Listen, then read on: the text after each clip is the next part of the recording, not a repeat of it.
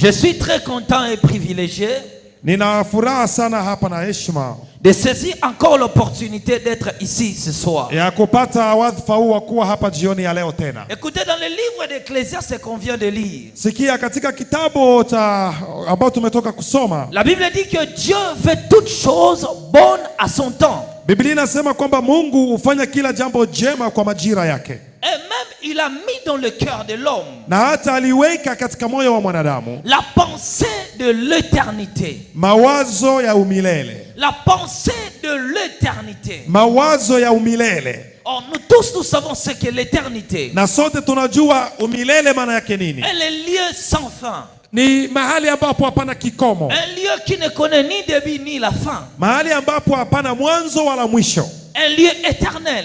Mahali pa milele. Mais la Bible dit que ceci, Lakini Biblia inasema hivi, Dieu a mis dans le cœur de l'homme Mungu aliweka katika moyo wa la mwanadamu pensée de cet endroit-là. wazo la mahali hapo, Que si l'homme vit dans un terre périssable, kwamba hata mwanadamu aishi katika mahali hapo. si l'homme vit dans un monde où les choses passeront, Hata kama mwanadamu anaishi katika dunia ambapo mais mambo dans le yatapita, cœur de tout homme, lakini katika moyo wa kila mwanadamu, chrétien ou païen, awe Mkristo au mpagani, ressent au fond de lui anajihisi mle ndani ya moyo wake quelque chose qui lui dit, kitu fulani kinamwambia ressent au fond de son cœur kule katika kilindi qu'il y cha a moyo une existence qui ne périt jamais. kwamba kuna sehemu ambayo Cet endroit est éternel. na sehemu hiyo ni ya umilele. Mais il dit que l'homme ne saisit pas le plan de Dieu. Lakini nasema kwamba mwanadamu haelewi mipango ya Qu'est-ce qui Mungu. se passe à ce moment-là? Nini inafanyika wakati huo? L'homme est focalisé par les choses de ce monde. Mwanadamu anajali sana mambo ya Toute dunia hii. pensée de l'homme se promène sur le monde. Mawazo yote ya mwanadamu yanaishia katika Quand ulimwengu. vous êtes réveillé le matin,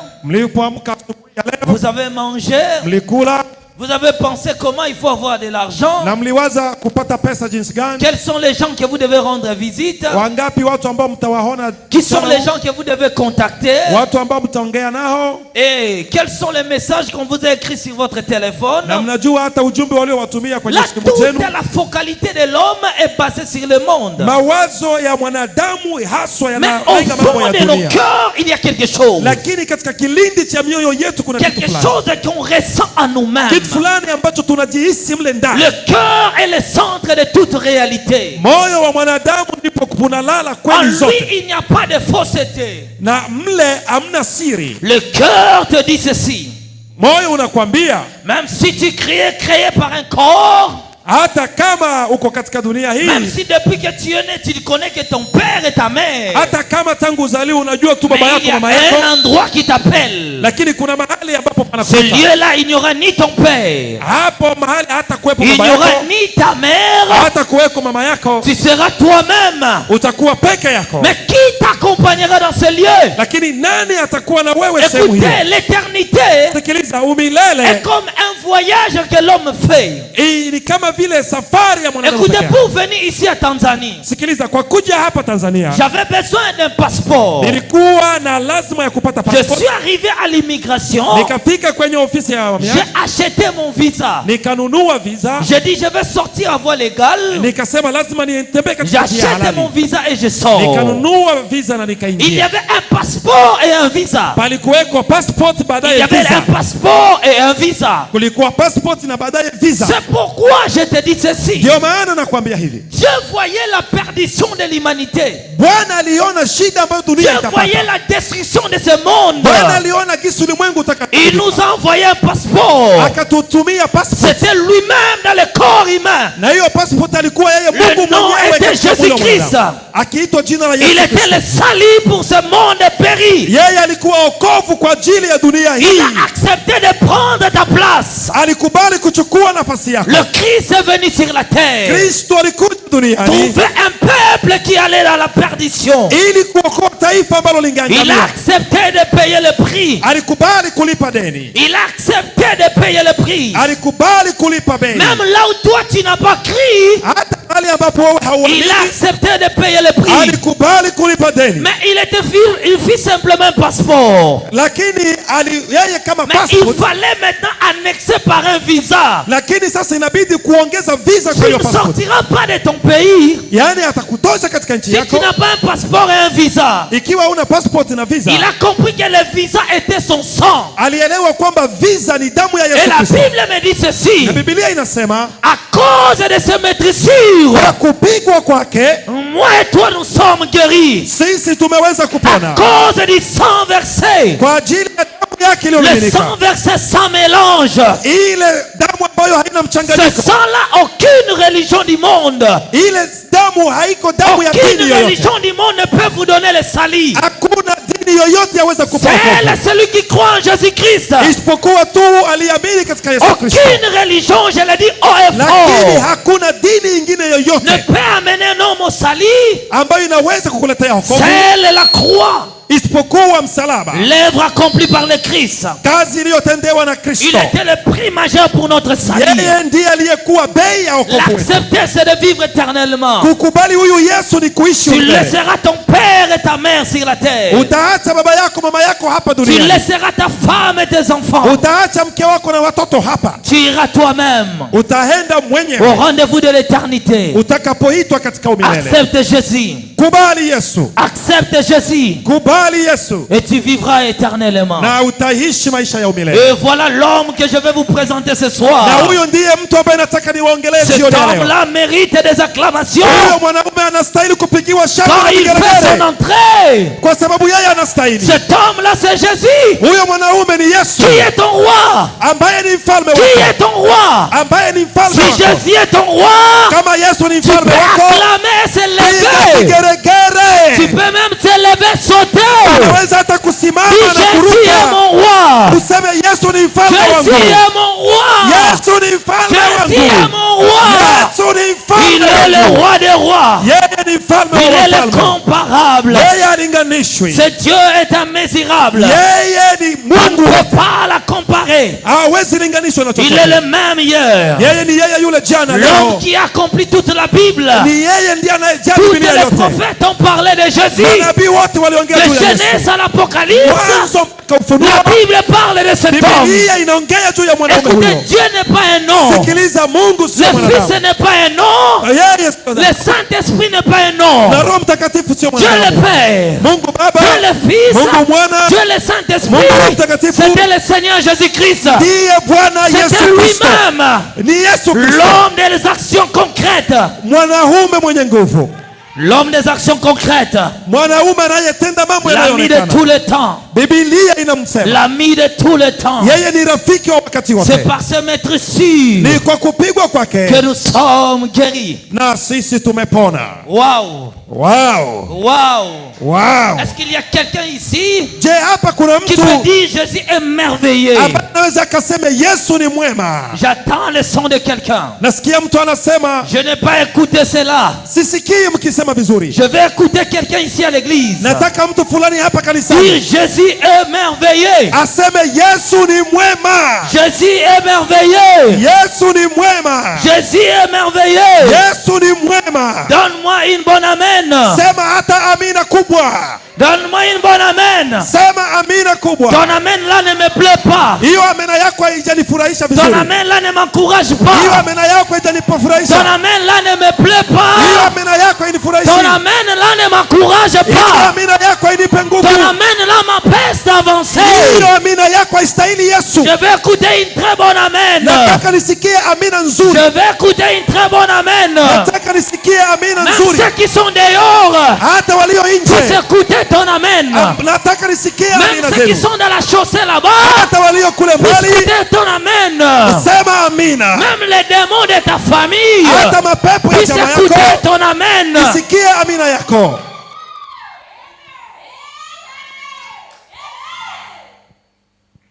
Il était l'homme des œuvres concrets, Asingekuwa huyu mwanaume wa mwenye nguvu, l'homme d'un changement parfait. huyu mwanaume ambaye habadiliki, Alors écoutez, aujourd'hui, je vais continuer mon expérience. Usingebadilika wewe. Basi sikilizeni, leo nataka niendelee na niliyoyaona. Hier, je vous ai parlé comment le Seigneur m'a rencontré. Jana niliwazungumzia jinsi gani Bwana alinikuta. En résumé, je vous ai dit que je suis un grand sapeur. Kifupi niliwaambia kwamba mimi nilikuwa mtu wa mavazi, yani sapeur. Et j'étais tellement façonné par les choses de ce monde. Na nilikuwa kabisa nimeingia katika mambo ya ulimwengu. Je vous ai dit que je faisais partie de cette société des hommes élégants et des ambianceurs. Niliwaambia kwamba nilikuwa miongoni mwa hicho chama cha wanaume wanaojidai na wanaovaa vizuri. J'étais connu dans tous les bars de mon pays. Mimi nilikuwa najulikana katika baa zote za pale kwetu. Et c'était là la vie qu'on croyait. Na hayo ndio maisha niliyokuwa nimejiingiza. Après, je vous ai dit que la première apparition de Jésus était à Leini, là où j'étais assis à la Belle Étoile. Na nikawaambia kwamba Yesu alinitukia mara ya kwanza mahali nilikuwa nakaa chini hivi angani. Et comment je vis cet homme dans l'espace revêtu de robes blanches. Na jinsi gani nilimuona huyo mwanaume angani akivaa kanzu nyeupe. Et qui me regarde me dit, toi, tu es chrétien. Na alinitazama akasema, wewe ni Mkristo. Après cela, baada ya hile, je vous ai encore parlé niliwaeleza kwamba de ma vie chrétienne, comment j'ai développé. Maisha yangu ya Kikristo yakaanza kujikuza. Et j'allais tellement de progrès en progrès. Nikaanza kabisa kusonga mbele hatua kwa hatua. Mais après cela, lakini baada ya hayo, je vous ai rencontré hier. Niliwaeleza hapo jana que comme le Seigneur m'est apparu dans ce bar à 22h30, cela était devenu ma coutume même pour mes prières. Niliwaambia kwamba kwa jinsi Mungu tana katika baa ile saa 4 dakika 30 za usiku, kwa hiyo nikawa na tabia ya kuomba kila ifikapo saa 4 na dakika 30 za en usiku. souvenance de la tangibilité de notre rencontre avec Dieu. Na hiyo ilikuwa kwa sababu ya kumbukumbu ya mkutano wangu wa kwanza na Mungu. Alors à ce moment-là, basi kwa wakati ule, je vous ai dit que je me suis prosterné pour la prière. Niliwaambia nilipiga magoti juu ya kuomba. J'étais alors dans ma chambre. Nilikuwa katika chumba changu. Dont la dame là que je vous avais rencontré, il nous avait accordé. Chumba ambacho tulipewa na yule mama ambaye niliwaeleza habari zake. Et je vous ai dit que lorsque je ressentis luire la lumière au sein de l'auditoire. Na niliwaeleza kwamba niliposikia ule mwangaza mzito ulipoingia katika kile chumba. Et je vous ai dit hier, lorsque j'ai ouvert les yeux, je suis tombé en extase. Na nilipo macho moja kwa moja nikaanguka chini. Alors je vous ai dit que je voyais mon corps couché en même au sol et un autre était debout. Baadaye nikawaambia kwamba nikaona mwili wangu unalala chini na mimi niko wima. Et ce qui était debout c'était moi et ce qui dormait aussi était toujours. Kwa hiyo aliyekuwa wima alikuwa mimi na mwili uliokuwa umelala chini ulikuwa mwili wangu. Écoutez, c'était en réalité mon esprit qui était hors de mon corps. Sikiliza, kifupi ukweli ni kwamba mwili wangu ulikuwa umetenganishwa na roho yangu. Alors je vous ai relaté aussi, lorsque je réveillais tout le monde dans la maison, personne ne m'attendait. Na niliwaambia jinsi nilijaribu kuamsha kila mtu nyumbani, hakuna aliyenisikia. C'est alors troublé de cet événement, je suis sorti. Basi nikiwa nimechanganikiwa na jambo hilo, nikatoka nje. Je suis allé dans les complexes et jusqu'à aller dans les ruelles. Nikaenda katika barabara, nikaenda huko. Et je vous ai dit, lorsque j'avais rencontré le petit enfant, na niliwaeleza nilipokutana na ule mtoto mdogo, qui m'expliquait l'état de sa mort alors que croyant étant toujours en vie. Ambaye alikuwa ananieleza jinsi gani alivyofariki akiamini kwamba bado yuko mzima. Et après avoir rencontré cet enfant, aujourd'hui je vais continuer. Na baada ya kukutana na huyo mtoto sasa, leo mtaanzia hapa na kwenda mbele. Retenez bien, là mon corps était toujours couché. Kumbuka, à la maison. Mwili wangu hivyo unabaki unalala kule kwenye chumba. Mais mon esprit était hors de moi. Lakini roho yangu ilikuwa nje na mwili wangu. Et je ne savais pas ce qui s'est passé. Na mimi sikuwa najua kabisa nini kinaendelea. Mais je cherchais quand même quelqu'un. Lakini nilikuwa angalau natafuta mtu qui pouvait comprendre la réalité dont j'étais victime. Ambaye angeelewa mambo nilikuwa napitia. Alors bien aimé, je courais dans la rue. Sasa ndugu, nilikuwa nikitembea barabarani sous le vagabondage de cet événement. Huku nikidhurura nikichanganikiwa na jambo hilo. J'ai rencontré des âmes en errance. Nilikutana na nafsi nyingi zinazurura. Des âmes qui erraient de tous les sens. Nafsi zinazurura huku na kule. et qui cherchaient de l'aide, na ambazo zilikuwa zinatafuta qui msaada, demandaient, ambazo zilikuwa qui zinasema, imploraient leurs bien-aimés. ambazo zilikuwa zinalia ndugu zao, Pourquoi ils ont enterré leur corps? na hizo nafsi zilikuwa zinalia, kwa nini Ils walizika Mungu croyaient wangu? encore être en vie, Hizo nafsi ziliamini kwamba bado ziko, mais eux-mêmes ne comprenaient pas ce qui était passé. lakini hata wenyewe walikuwa hawaelewi kipi Pourquoi kilitokea. ils étaient victimes Kwa nini walipata shida de hiyo? l'enterrement de leur corps? Kwa miili yao kuzikwa mapema. Alors bien aimé, lorsque j'attendais ces mots parler, Sasa niliposikia wakiongea hivyo hao watu, j'avais compris que j'étais dans un pays de morts. kwa hiyo nilielewa kwamba niko katika nchi ya wafu. J'étais sous les chocs.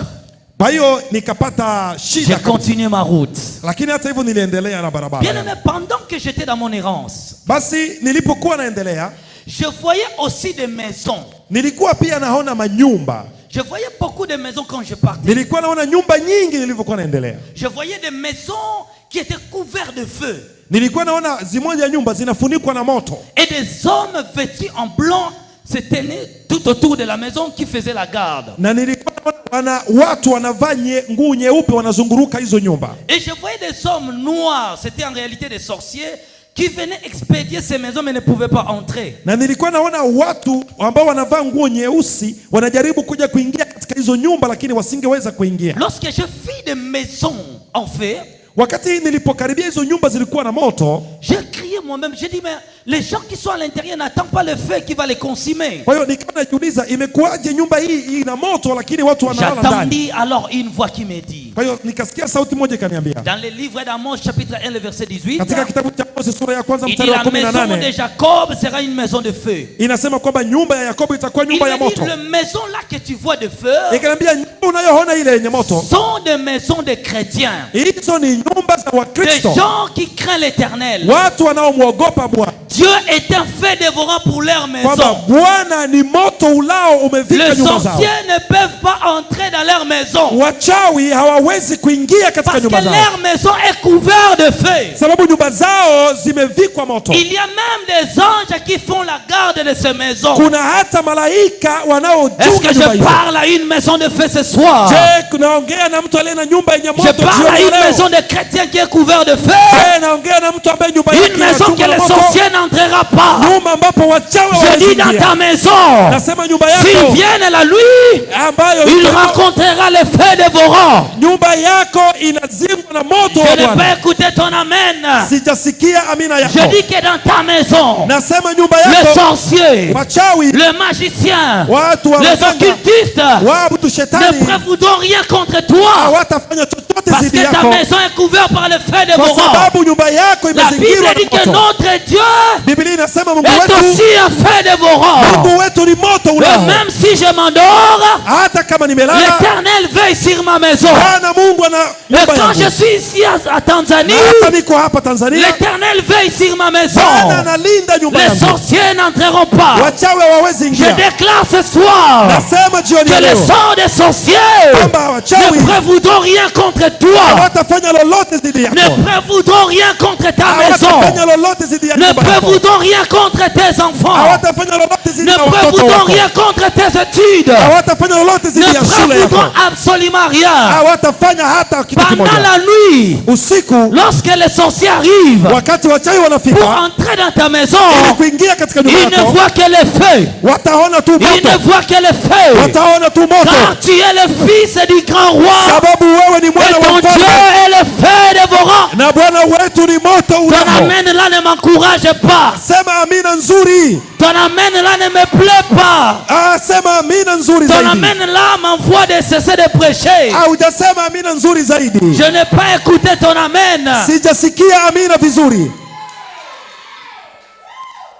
Alors à ce moment-là, Basi kwa wakati ule je voyais de feu dans les maisons. nilikuwa ninaona moto kwenye La manyumba. voix m'a dit ceci. Sauti ikaniambia, Lorsque quelqu'un est un enfant de Dieu, wakati mtu ni mwana wa Mungu, sa maison est couverte de feu. nyumba yake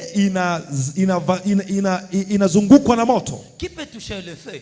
Nani anaweza kugusa moto? Est-ce que tu comprends que tu es intouchable? Je, unaelewa kwamba hakuna mtu anaweza kukugusa? Les gens ici ne comprennent pas. Oh, watu hawa Est-ce hawaelewi que tu haraka. comprends que toi tu es intouchable? Je, unajua kama hakuna awezaye kukugusa wewe? Est-ce que tu comprends que toi tu es intouchable? Je, unaelewa hakuna awezaye kukugusa?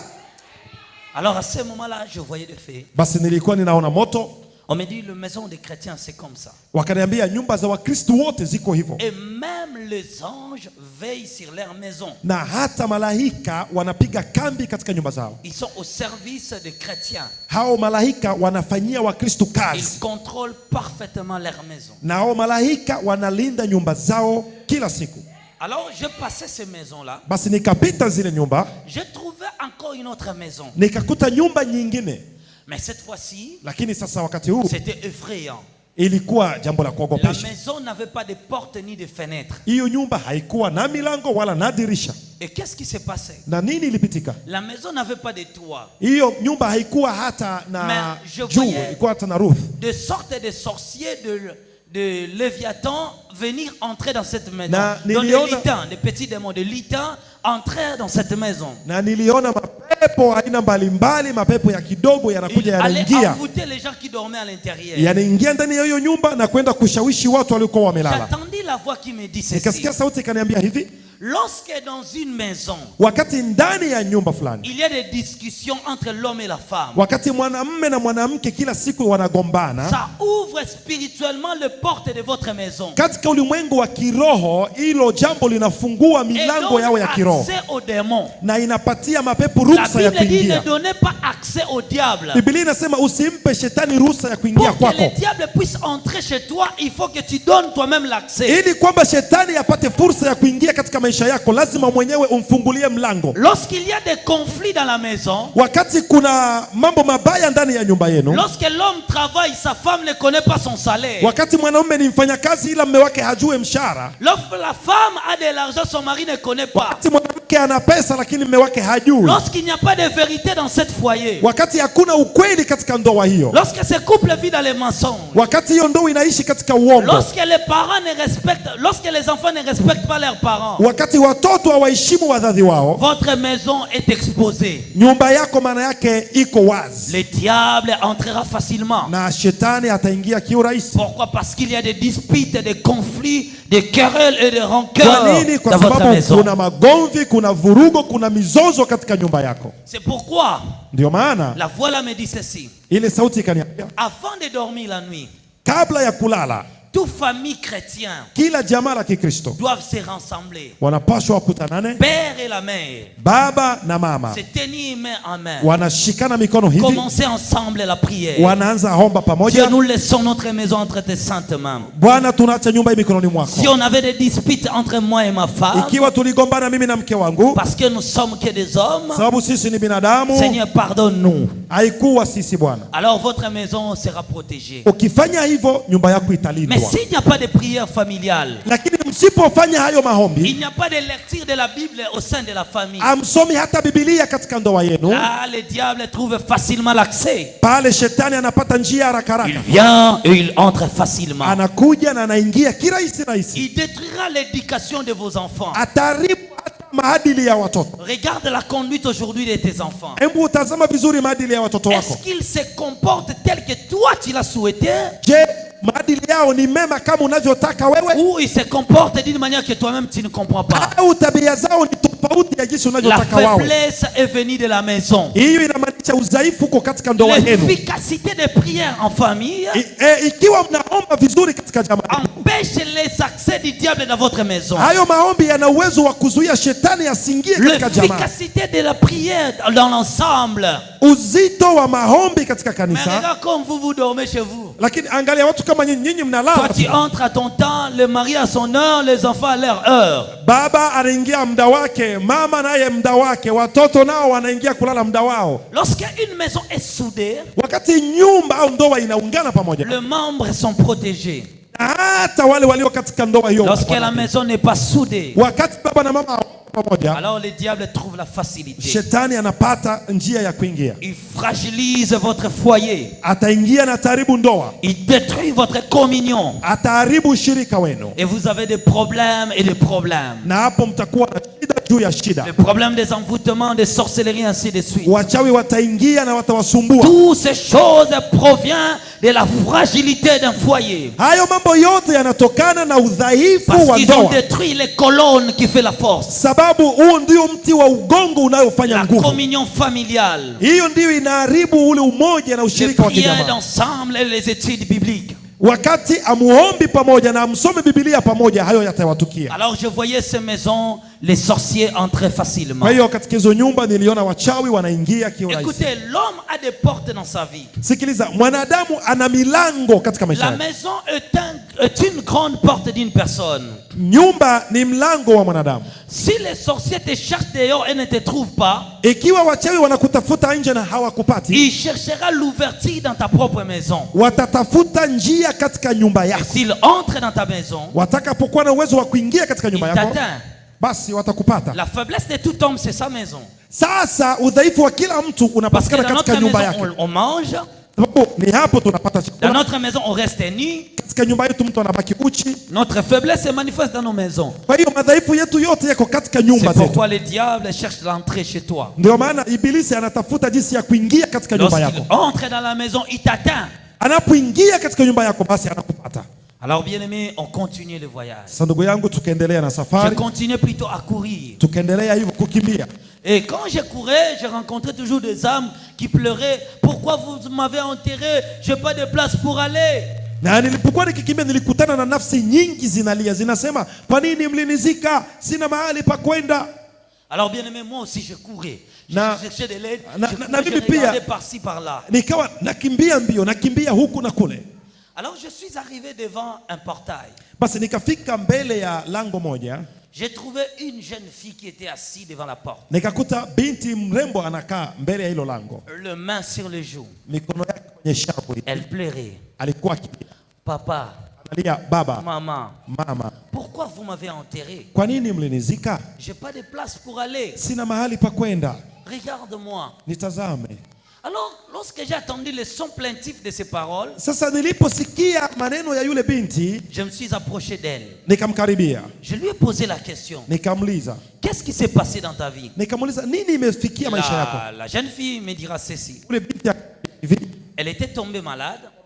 mgonjwa, Ses parents l'ont amenée à l'hôpital wazazi wake wakambeba hospitalini et ils l'ont enterrée. na wakamzika, Ils ont déclaré qu'elle était morte, na waganga wakasema amefariki, mais elle était là et disait, je suis en vie. lakini alikuwa pale akiambia waganga hapana, Mais sijafa, elle ne croyait pas à ça. Elle n'attendait pas ces paroles. lakini walikuwa wasikie maneno yake.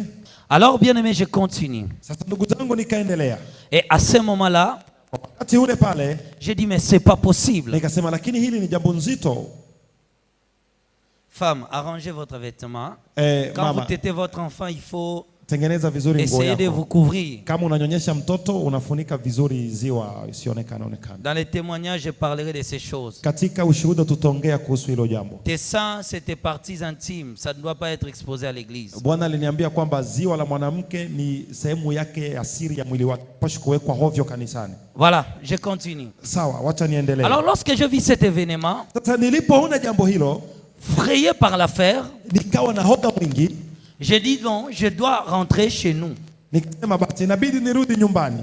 Alors, je suis rentré chez mes parents. Kwa hiyo nikarudi kwa wazazi wangu. Bon, à l'époque là, j'étais d'abord chez mes parents, mais j'avais quitté, je suis allé habiter chez cette femme qui m'avait donné une chambre de sa maison. Kwa wakati ule nilikuwa bado nakaa kwa wazazi wangu, isipokuwa tu nilitoka nikaenda kwa yule mama aliyenipatia chumba kwa Alors, je nyumbani. pensais peut-être que mon père et ma mère peuvent m'aider. Basi nikawaza wenda baba yangu mama yangu waweza kunisaidia. Je suis rentré chez nous. Kwa hiyo nikarudi nyumbani. Quand je suis arrivé chez nous, Nilipofika kwetu j'ai trouvé toute la famille qui dormait. nikakuta jamaa lote limelala. J'ai trouvé toute la famille qui dormait. Nikakuta jamaa lote limelala.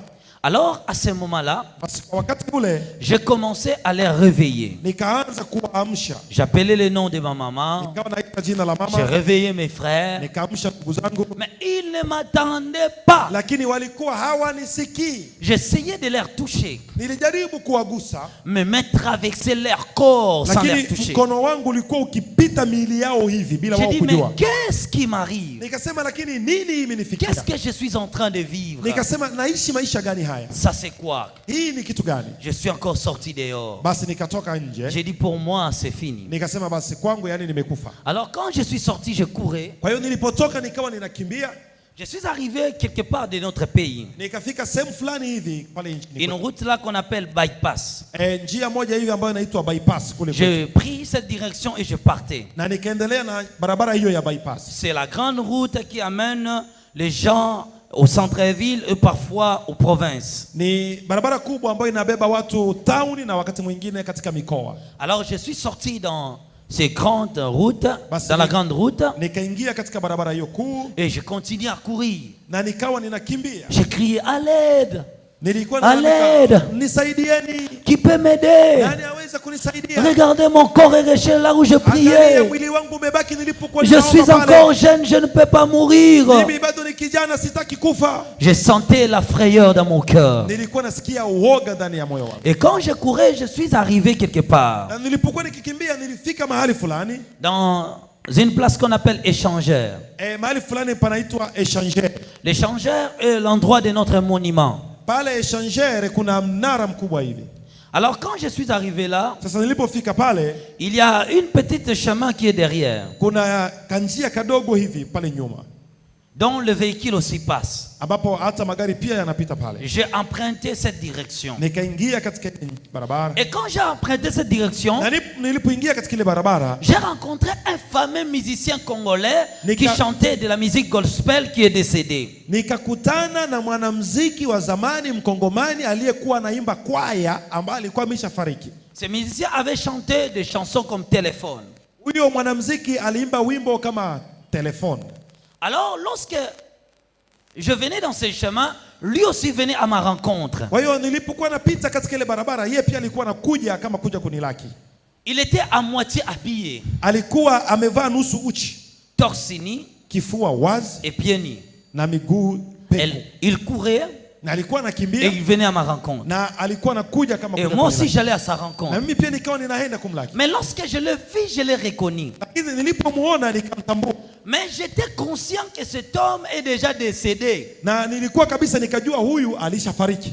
Quand je l'ai aperçu, Nilipomuona j'ai appelé son nom. nikamwita jina lake. Il s'est arrêté. Akasimama. Et quand il s'est arrêté, Aliposimama je me suis approché de lui. nikamkaribia, Je lui ai parlé. nikaongea J'ai naye. dit, papa, Nikamwambia, baba, regarde ce qui m'est arrivé. aona jambo J'ai limenitukia. prié à la maison, Nilikuwa naomba nyumbani, mais mon corps est resté couché. lakini mwili wangu unabaki Je umelala ne kule. comprends pas ce qui m'arrive. Sijui nini imenitukia.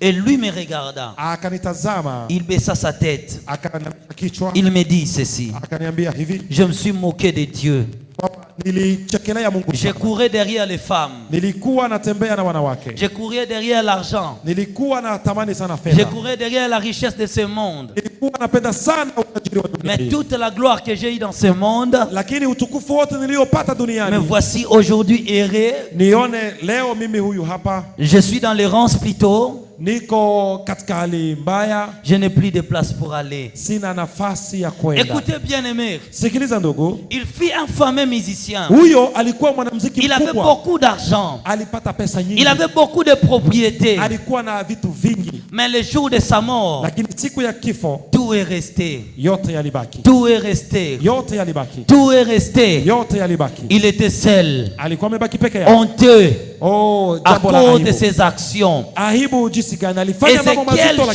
chapitre 20, akaacha. le verset 24 dit ceci. Ezekieli sura 20 mstari wa 24 Que inasema je jugerai les actions secrètes des hommes. kwamba Bwana ndiye atakayehukumu Non, matendo ya siri plutôt ya la wanadamu. Bible dit ceci. Biblia inasema tena hivi Je jugerai chacun selon sa conduite. kwamba kila mtu nitamhukumu kulingana na Écoutez bien mwenendo wake. aimé. Sikiliza ndugu, Dieu regarde tes actes. Mungu anatazama matendo Dieu yako. regarde ce que tu fais. Mungu anatazama unavyofanya. Dieu juge tes actions. Bwana atahukumu matendo yako. Le mal que tu fais là, Mabaya unayofanya, c'est de là que viendra ton jugement. na ni hapo hukumu yako itatokea. Hébreux chapitre 9, le verset 27. Waebrania sura ya 9 Il mstari est réservé 27 aux hommes de vivre une seule fois. kwamba wanadamu wamepewa kuishi mara Après moja, quoi vient le jugement? na baada ya kifo ni hukumu. Si tu joues sur ta vie sur la terre, Ukichezea chezea haya maisha si hapa tu duniani, penses que sur la terre il faut manger, boire, kiwa unafikiri duniani ni kula tu na kunywa, la mort te surprendra un siku jour. moja kifo kitakushtua. Tes actions démontreront ton jugement. Matendo yako yataonyesha wapi utaenda. Il a laissé beaucoup de propriétés sur la terre. Ule bwana aliacha vitu vingi duniani. Il a laissé beaucoup d'argent dans les comptes à banque. Aliacha pesa nyingi katika akaunti za benki. Il est allé dans les voyages à travers le monde. Alienda sehemu mbalimbali duniani. Mais après sa mort, il était honteux Lakini baada ya kifo chake ni d'avoir aibu. couru en vain. Aibu, alijiona alifanya kazi bure. Il pensait que servir Dieu c'est avoir beaucoup d'argent. Alifikiri kutumikia Mungu ni kuwa na pesa. Il a oublié le salut de son âme. Akasaulika wokovu wa nafsi yake. L'âme n'a pas de prix. Nafsi yako haiwezi kulinganishwa na pesa. Conduisez-vous justement devant l'Éternel. Tembeeni vizuri mbele za Bwana. Marchez dans la crainte de Dieu, dans la soumission. Tembeeni katika unyofu wa moyo mbele za Le bien Bwana. de ce monde passera. Ndugu zangu, dunia hii itapita. Mais si tu marches en Christ, Lakini ukiwa ndani ya tu Bwana, respectes sa parole, ukiheshimu neno lake, alors là tu garantis ton âme. basi hapo una uhakika nafsi yako itaenda pazuri. En ce moment-là, Wakati ule pale, cet homme est parti à une vitesse de croisière. huyu bwana alienda kwa spidi kubwa sana. Bon, il a pris la direction opposée et moi, je continue aussi la Kwa route, hiyo notre yeye route. akaenda kama upande huu na mimi nikageuka nikaenda upande mwingine. Mais pendant que je courais, Lakini nilipokuwa nakimbia, je suis arrivé quelque part là. nilifika sehemu fulani pale. À notre pays, le 17e rue. Nchi kwetu hiyo sehemu inaitiwa barabara ya 17. Il y a une grande église connue de notre pays. Kuna kanisa moja kule kubwa ambalo linajulikana pale Cette nchini. église est connue par leurs ferventes prières. Hilo kanisa linajulikana kwa maombi ambayo waga wanafanya kila wakati. C'est une église qui prie beaucoup. Ni kanisa ambalo linaomba sana.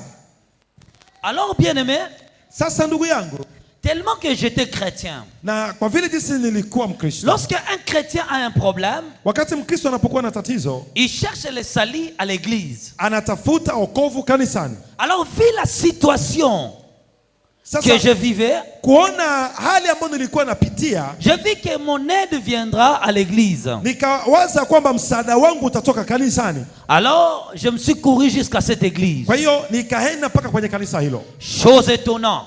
Jambo la ajabu, Au lieu de voir la clôture de l'église, kuliko kuona ule upango wa kanisa, dans mon état spirituel là, katika ile hali yangu ya kiroho pale, ce n'était pas la clôture de l'église. haikuwa upango wa kanisa, C'était des démons ilikuwa ni mapepo. qui entouraient cette église. Mapepo yalikuwa yanazunguka kanisa, Mais ils ont laissé l'entrée vide. lakini ile mlango wa kuingilia ulikuwa wazi. Je courus et je suis entré à l'intérieur de Basi l'église. nikakimbia nikaingia ndani ya kanisa. À la sainte de l'église, Pale nilipoingia kanisani, j'ai trouvé des milliers d'âmes. pale kwenye mimbara ya kanisa, Ces âmes étaient assises au sol. nikakuta mamilioni ya nafsi za watu Le pied et le wanakaa main liés chini, comme ça. mikono imefungwa na miguu imefungwa hivi, Abasourdis, na wanaweka vichwa hivi, la tête en bas. vichwa viko Ils hivi, regardaient que la terre. walikuwa wanatazama udongo.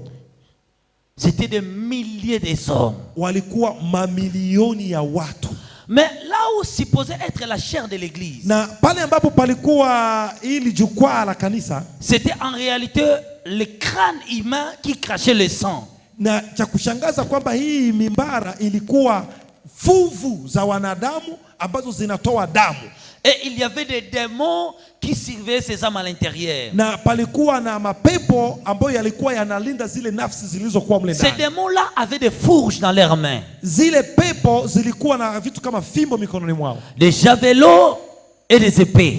na zilikuwa pia na visu katika mikono yao. Quand je suis entré à l'intérieur, Nilipoingia mle ndani, j'ai vu, mais qu'est-ce qui se passe dans cette église? nikajiuliza, kanisa hili kuna nini hapa? Ça, c'est une église de Dieu. Nikasema hili si ni kanisa la Mungu? Pourquoi les gens sont assis au sol? Kwa nini watu wanakaa chini? Pourquoi ils ont des chaînes à leurs pieds et que dans leurs mains? Kwa nini wanafungwa miguu na mikono? Je me suis approché de l'un, Kwa hiyo nikakaribia mmoja wao, j'ai touché sa tête, nikamgusa kichwa chake, je lui ai dit, frère, pourquoi vous êtes assis au sol? nikamgusa hivi, kwa nini unakaa chini? Il me regarda sans rien dire, Akanitazama hivi, hakutamka neno il lolote, baissa encore sa tête. tena akashusha kichwa chake. Ils étaient tellement fatigués, Walikuwa watu wamechoka, comme s'ils étaient torturés à l'intérieur. kama vile walikuwa wanapigwa fimbo mle ndani. Alors j'attendis une voix qui me dit, Basi nikasikia sauti inaniambia, beaucoup des églises que vous voyez, ikaniambia makanisa mengi unayoyaona leo, la majorité ne sont pas des églises de Dieu.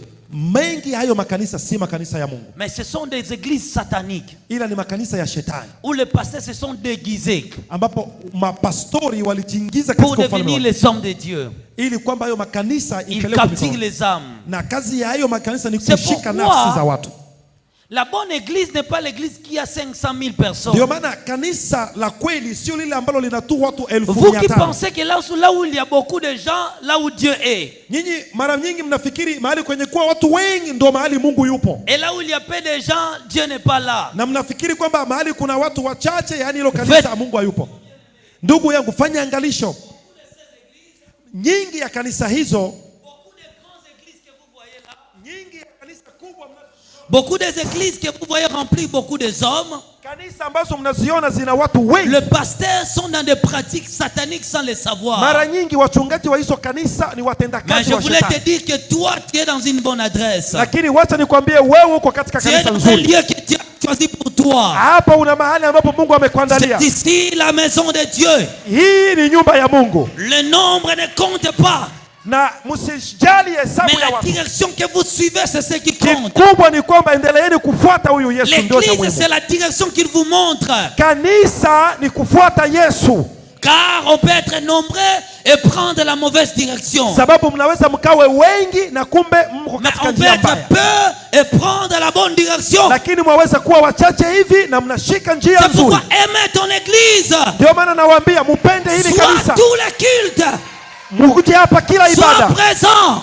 Uwe hapa kila Ici ibada. est la maison de Dieu. Na uhakikishia hii ni nyumba ya Mungu. Ici on vous montre le chemin de la vie éternelle. Hapa wanawahubiri Yesu wa Là kweli. c'est la bonne direction. Hii ni njia nzuri. Là c'est la bonne direction. Hii ni njia nzuri. Ne suivez pas les églises de foule. Msifuate zile kanisa za umati mkubwa. Beaucoup sont dans la fausseté. Wengi wako katika vyama vya shetani. Alors bien-aimés, Sasa ndugu yangu, les soldats là ou les démons qui étaient à l'intérieur qui faisaient la garde yale mapepo yalikuwa mle ndani ambayo yanafanya ulinzi m'ont regardé. yalinitazama. Ils n'ont pas compris ma présence dans ces lieux. Hawakuelewa uwepo wangu sehemu hile. Ils dirent, Wakasema, que fais-tu cet homme ici? wakaniuliza, wewe unafanya nini hapa wewe? Alors ils venaient maintenant pour me capturer. Na pepo zikaja kama vile kutaka kunishika. Bien-aimé, j'ai pris la fuite. Ndugu zangu, nilishika mbio hapo ya ajabu. J'ai sorti en courant pour sauver mon âme. Nilitoka huko nikiendelea kuokoa nafsi yangu. Mbio. J'ai pris la fuite. Nikakimbia. Ils étaient à ma poursuite. Wakanifuata mbio nyuma yangu. Et j'ai couru. Na mimi nikakimbia.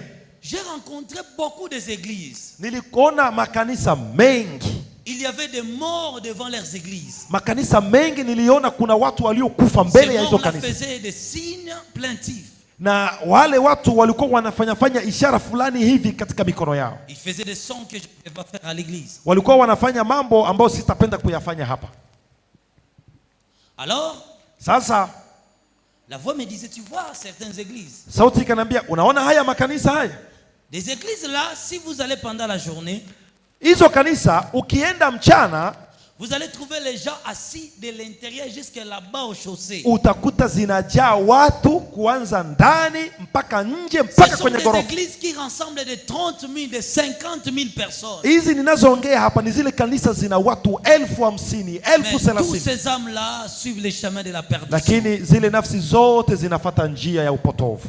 Écoutez, bien-aimés, Sikiliza ndugu. si tu pries dans une mauvaise église, Ikiwa unaomba katika kanisa mbaya, ton sort est scellé avec cette église. damu yako imepigwa muhuri juu ya Je kanisa vais vous hilo. montrer cela dans la Bible. Wacha niwaonyeshe hilo katika Biblia. Toi, tu dis, ah, moi je vais à l'église, l'état d'âme du pasteur ne compte pas pour moi. Moi, je vais seulement pour la parole de Dieu. Si ton pasteur vit dans le péché, si ton pasteur est un occultiste, il t'amène aussi à la perdition. Wengine wanasema mimi naenda tu kanisani, mchungaji wetu kama ni mtu wa shetani mimi sijali. C'est pourquoi naenda avant tu. d'aller dans une Lakini église, nikwambie kama mchungaji wako ni mtu wa shetani na ukiingia kanisani hapo damu yako imepigwa muhuri katika hilo kanisa. avant d'aller dans une église, il faut prier Dieu Kabla ya kuingia katika kanisa, omba Mungu pour connaître l'état spirituel de cette église. ili ujue hali ya kiroho ya kanisa hilo. Matthieu chapitre 23, le verset 13. Twende katika kitabu cha Mathayo sura 23 Malheur à mstari wa vous, 13. scribes et pharisiens hypocrites. Malheur à vous, scribes et pharisiens hypocrites. Ole kwenu nyinyi waandishi na mafarisayo wanafiki. Parce que vous fermez aux hommes le royaume des cieux. Kwa sababu mnawafungia watu ufalme wa mbinguni. Vous n'y entrez pas vous-même. Hata nyinyi wenyewe hamtaingia. Et vous ne laissez pas entrer ceux qui veulent entrer. Na hamuwaache huru wale wanaotaka kuingia waingie. Écoutez bien. Sikiliza vizuri. Est-ce que les pharisiens avaient la clé du royaume? Je, mafarisayo walikuwa na funguo za ufalme? Moi je dirais certes. Mimi nasoma Biblia hapa. Parce que Jésus dit, sababu Yesu alisema, vous savez que vous n'allez pas entrer. Mnajua kwamba nyinyi hamtaingia. Mais ils ferment la voie à ceux qui veulent entrer. Lakini wanafungia njia wale wanaotaka kuingia. Une mauvaise église Kanisa mbaya t'amènera aussi à la perdition. Linaweza kukupotosha. Prie à Dieu de te conduire dans une bonne église. Omba Mungu akuongoze katika kanisa njema. Car de là dépend aussi ton âme. Kwa sababu hapo nafsi yako pia inahusika. Et comment vous reconnaîtrez ces fausses églises? Na mtajuaje kama hii kanisa ni mbaya? Ils ont beaucoup de pratiques aujourd'hui. Wana mambo mengi leo. À tout moment ils ont de l'évangile. Kila wa mahali wana injili. Que de la prospérité, des maisons, de la richesse, de biens de ce monde. Na aina ya injili yao ni wanahubiri tu vitu vya duniani.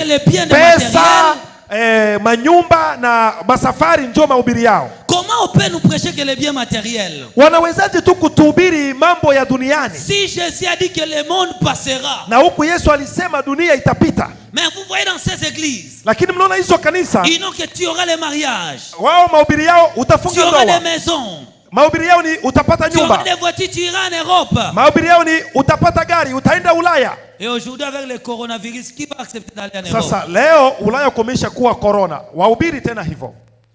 Qui va accepter? Na nani atakubali? Moi j'irai. Na nani atakubali kwenda tena Ulaya? Hebu nani atakubali kwenda Ulaya na kumesha kuwa corona?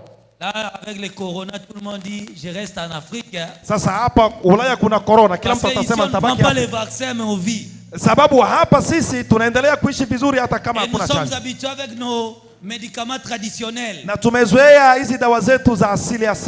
Une église de Dieu, lakini kanisa la Bwana, c'est l'église qui te parle du péché. Ni kanisa ambalo linahukumu dhambi yako. Qui parle de ta vie et de tes actions. Kanisa ambalo linaongea zidi ya maisha yako mabaya. Qui réprimande le péché. Kanisa ambalo linaonya dhambi. Qui balaye et qui chasse le péché. Kanisa ambalo linafukuza dhambi. Dieu aime les pécheurs mais n'aime pas les péchés. Mungu anapenda wafanya dhambi lakini hapendi dhambi. Si tu restes dans ta vie de péché, ukikaa katika maisha ya dhambi, tu ne verras pas le Seigneur. Hautaonana na Bwana. Là c'est l'authenticité. Hiyo ni kweli. C'est l'église de Dieu. Hiyo ndio kanisa ya Bwana. On ne peut pas venir à l'église. Huwezi kuja kanisani et rentrer, en tout cas l'église était bien aujourd'hui. Na useme leo kanisa ilikuwa nzuri. Il faut que quand tu pars à l'église, inabidi ukienda kanisani, tu écoutes des paroles qui choquent ton cœur. Usikie maneno ambayo yataumiza moyo wako. Et que tu dis toi-même notre pasteur a aussi exagéré. Na utoke kanisani unasema mchungaji naye amezidi. C'est la parole de Dieu. Hilo ndilo neno la Bwana. Il a un couteau de double tranchant. Ni upanga ukatao kuwili. Il frappe le péché. Inapiga mfanya dhambi. Il condamne l'iniquité. Inahukumu matendo mabaya. Pour libérer les captifs. Ili kwamba wafungwa wawe huru. Alors bien-aimés, sasa ndugu zangu, j'ai continué ma route. Niliendelea na njia yangu. J'ai dit, j'ai cherché de l'aide à l'église, je n'ai pas trouvé. Nikasema natafuta msaada kanisani, sipati msaada. J'ai continué à courir. Basi nikaendelea kukimbia. Je suis arrivé aussi dans une autre route qu'on appelle communément appelée chez nous Kasai. Basi nikafika katika barabara nyingine kubwa inaitwa kwetu Kasai. C'est un petit boulevard là mais qui amène à la grande ville. Ni barabara mdogo kidogo hivi inaelekea jiji kuu. Et là, vous savez que c'était déjà la nuit parce que je suis tombé là-bas à 22h30, donc j'ai continué ce voyage la nuit. Na mnajua ilikuwa tayari ni usiku sababu kule nilipokuwa ninaomba nilianguka na saa 4:30. Kwa hiyo ilikuwa tayari usiku. Quand je venais, kwa hiyo nilipokuwa nakuja, bien-aimé, je vais te dire que la nuit est un grand monde.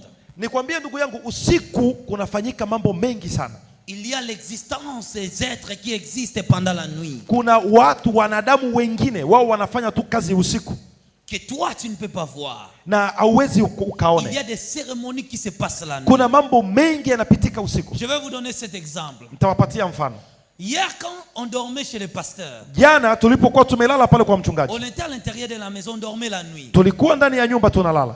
Arrivé vers 2h30, kufika mida ya saa 8 dakika 30, je voyais derrière nilikuwa ninaona kwa nje, la maison, nje ya nyumba, un groupe de sorciers s'est rassemblé. niliona kikundi kikubwa cha Ils wachawi, étaient tellement nombreux. walikuwa wengi. Ils disaient, nous sommes venus voir les gens qui sont venus de la RDC. Walikuwa wanasema tunakuja kuona hao watu waliotoka DRC. C'était beaucoup de sorciers qui étaient dehors. Walikuwa wachawi wengi, walikuwa nje. Vous voyez, Unaona, le monde spirituel existe. ulimwengu wa kiroho upo. Faites attention. Fanya angalisho, Il y a des esprits dans les milliers et dans les terres. kila mahali kuna maroho. Ces esprits-là, je l'attendais dire. Zile roho nilizisikia zikisema, Ils n'ont pas demandé la permission pour entrer ici. zinasema eti hao watu hawakuomba ruhusa ya kuja hapa kwetu Tanzania. Nous avons capturé des âmes dans ces quartiers. Sisi tumeshika roho katika kijiji hiki. Pourquoi elles sont venues avec leur message? Kwa nini wao walikuja na huo ujumbe wao? Et ils disaient, aujourd'hui, il n'y aura personne qui viendra à l'église. Na leo hizo pepo zilisema hakutakuja mtu kanisani leo. Mais notre Dieu les a confondus. Lakini Bwana wetu amewashangaza. Aujourd'hui, nous sommes nombreux. Leo Nous tuko sommes wengi. La réalité spirituelle existe. Katika ulimwengu wa kiroho kuna kweli nyingi. Ne joue pas avec le monde spirituel. Ndugu yangu, usicheze na ulimwengu wa kiroho. Et quand je venais là, Na nilipokuwa naendelea na safari, j'ai rencontré un groupe de sorciers qui traversait la chaussée. nilikutana na kikundi kikubwa cha wachawi walikuwa wanapita. Ces sorciers avaient, il n'y a pas un panier d'offrandes ici à l'église. Je, hakuna kapo la sadaka hapa? Niwaonyeshe kitu fulani. Kapo la sadaka. On est aussi des sportifs, hein, je Okay. vais prendre ça. Wacha tutumie hata hii. Bon, c'était quand même comme ça. Walikuwa wanashika kitu fulani kama hivi.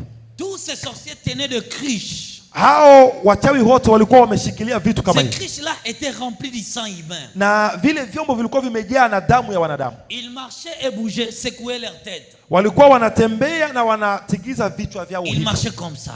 Walikuwa wanatembea hivi. Ils marchaient comme ça. Walikuwa wanatembea hivi. Comme je les vis, Nilipowaona je fus saisi de la peur. nikasikia hoga. Ils étaient à moitié habillés. Donc Walikuwa- ils étaient presque nus. Walikuwa wamevaa nusu uchi, karibia uchi kabisa. Des petits, des hommes, des petits éviers. Walikuwa watoto wachanga, watoto wadogo, watu wazima, wanawake kwa wanaume. Que Dieu te bénisse. Au Vraiment, tu as Bwana compris. Bwana akubariki kwa C'était kuwa comme ça, ils marchaient comme ça. walikuwa wanashikilia hivi, wanatembea hivi. Ils traversaient la chaussée. Walikuwa wanapita barabarani. Ils prononçaient des paroles de malédiction. Walikuwa wanatamka maneno ya laana. Écoutez, avant de sortir dans ta maison le matin, Sikiliza, kabla hujatoka katika nyumba yako il asubuhi, faut prier pour la terre de ta maison. inabidi uombee udongo wa nyumba yako. Avant de sortir dans la rue, Kabla hujaingia barabarani, il faut prier pour que Dieu sanctifie le chemin que tu vas marcher. inabidi uombe ili Bwana atakase barabara utakayoipita. J'aimerais, avant que je puisse continuer le témoignage, Kabla ya kuendelea ushuhuda, nataka niseme, si maintenant tu peux te lever, ikiwa unaweza simama, tu dis Seigneur Jésus-Christ, usimame useme, Bwana je Yesu Kristo, déclare ninalala tous les démons mapepo yote qui ont maudit le chemin que j'ai passé ambao walilaani barabara pour niliyopita, arracher ma bénédiction, ili zichukue baraka pour zangu, détruire mon étoile. ili uchukue Je nyota déclare yangu. le feu de Dieu. Na adai Bwana Je moto fasse wako mes empreintes. uje uwaunguze. Alors claquez les mains, priez au nom Kwa de hiyo Jésus-Christ. piga mikono, homba katika jina la Si Yesu vous pouvez Kristo. maintenant commencer à prier, Ikiwa unaweza anza, prends la homba sasa, possession des terres. homba Prends la sasa, possession de ta maison. ombea juu Prends nyumba la yako, possession de ta parcelle. ombea uwanja Prends la wako, possession de ton quartier. ombea Dis tous les kijiji cérémonies des chenu, sorciers omba zidi ya kazi zote n'auront za pas de kichawi pouvoir sur moi. zisiwe na mamlaka juu yako. Là, tu ne pries pas. Haujaanza omba, sikusikia unaomba. Écoutez, attendez. Subiri. Tu sais, Unajua, parce que je ne vous donne que le témoignage de l'enfer. sababu hapa ninawapa tu ushuhuda wa Si je kuzimu. vous donnais le témoignage du royaume de la prière, Wakati nitawapa ushuhuda wa ulimwengu wa maombi, j'allais vous parler sur des sortes de prières que Dieu admet au ciel. nitawaeleza aina gani ya maombi Mungu anakubali Il y a mbinguni. ce qu'on appelle la prière de guerre. Kuna maombi yanaitwa maombi ya vita. Dans la prière, on gagne ou on perd. Katika maombi unaweza ukapate C'est au ta manière ukakose. de prier. Inalingana na namna yako ya kuomba. Tu ne peux pas attaquer un sorcier. Hauwezi ukapiganisha Tu ne peux mchawi, pas combattre les démons de quartier. hauwezi piganisha mapepo ya kijiji Avec ces prières-là que tu fais. na hayo maombi yako ya Voilà. Voilà. Je fais. Yes, Au nom sir. de Jésus. Bwana Yesu. Seigneur. Bwana Yesu. Là, tu fais des blagues. Pale unafanya ni mzaa. Il faut être décisif. Inabidi uwe ngangari. Être agressif. Uwe mtu wenye vita. Quand tu pries, tu lèves tes mains. Wakati unaomba inua Tu dis, mikono. Seigneur Dieu, Unapiga Bwana je Yesu. ne laisse pas la place au diable. Nisitachia shetani Je nafasi. déclare sur la terre. Kwanza leo unasema Maintenant, tu peux commencer à natakasa prier. udongo wangu. Maintenant, Sasa tu peux commencer à prier. Prier. sasa anza kuomba sasa. Omba. Oh Seigneur Dieu Tout-Puissant, Seigneur Dieu de grâce, le grand je Créateur, prends l'autorité sur le la terre. grand je suis. Je prends l'autorité sur ce Personne n'est comme monde. toi, Seigneur. Oh Dieu, Tu je es le commande début les et la esprits de fin. terre. Tu es le Les commencement et la esprits qui fin. volent les Tu es le étoiles. grand je suis. Les esprits qui Tu es attaquent celui la qui terre. bénit et personne ne peut Oh maudire. Dieu de grâce. Tu es celui qui Les maudit et entités personne de la ne peut terre. bénir. Nous Je venons déclare, devant toi, Seigneur. je Nous renverse nous présentons devant toute toi. malédiction de Et la nous terre. déclarons Dans mon l'autorité chemin. Au nom sur de tous les Jésus-Christ. démons. Je Au prends nom l'autorité du sur la Seigneur terre. Jésus-Christ. Je prends Nous l'autorité des déclarons quartiers. l'autorité Je prends l'autorité de sur ces toute quartiers. la puissante diabolique. Priez. Au nom du Seigneur. Claquez les mains. Omba ukipiga Claquez mikono. les mains. Omba ukipiga Claquez les mikono. mains fort. Piga mikono kwa sauti Claquez kubwa. fortement les mains. Piga mikono yako. Claquez fortement les mains. Piga mikono. Claquez fortement les mains. Piga mikono. Claquez fortement les mains. Kila mtu apige Allez-y. mikono. Allez-y. Endelea. Claquez. Claquez. Claquez. Claquez. Claquez. Claquez. Claquez. Priez. Priez. Priez. Priez. Priez. Déclarez. Déclarez. Déclarez. Déclarez. Déclarez. Dai haki yako. Ne laisse pas la place au diable. Usimwachie shetani nafasi. Ne laisse pas la place à l'ennemi. Usimwachie adui nafasi. Que Satan ne contrôle pas la terre où tu vis. Shetani asikanyage udongo wako. Que le diable ne contrôle pas la terre où tu vis. Shetani asiwe na miliki dhidi ya Que udongo le wako. diable ne prend pas possession des lieux que tu vis. Shetani asishike nafasi ambapo unaishi. Que l'ennemi ne contrôle pas les endroits que tu passes. Adui asishike nafasi katika eneo Car Dieu lako. a donné la terre aux fils des hommes. Sababu Bwana aliwapa wanadamu udongo huu.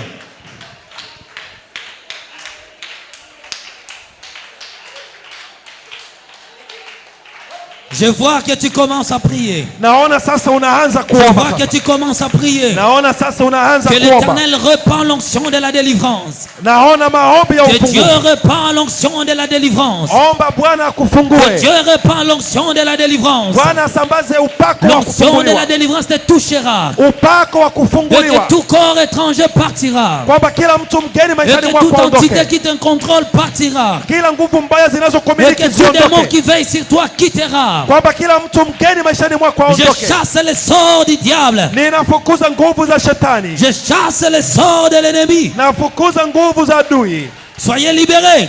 Uwe huru. Soyez libérés. Uwe huru. Soyez libérés. Ufunguliwe. Soyez libérés. Ufunguliwe. Soyez libérés. Ufunguliwe. Soyez libérés. Ufunguliwe. Soyez libérés. Uwe huru. Soyez libérés. Uwe huru. Soyez libérés. Uwe huru. Je vois une femme. Naona mwanamke Je vois mmoja. une femme Naona mwanamke dont mmoja le Seigneur veut rencontrer. ambaye Bwana Dont amekutana le naye. Seigneur veut rencontrer. Bwana anataka Dont kukutana le naye. Seigneur veut rencontrer. Bwana anataka kukutana Dont le naye. Seigneur veut rencontrer. Bwana anataka kukutana naye. Maintenant. Sasa. Maintenant. Sasa. Maintenant. Sasa. Maintenant.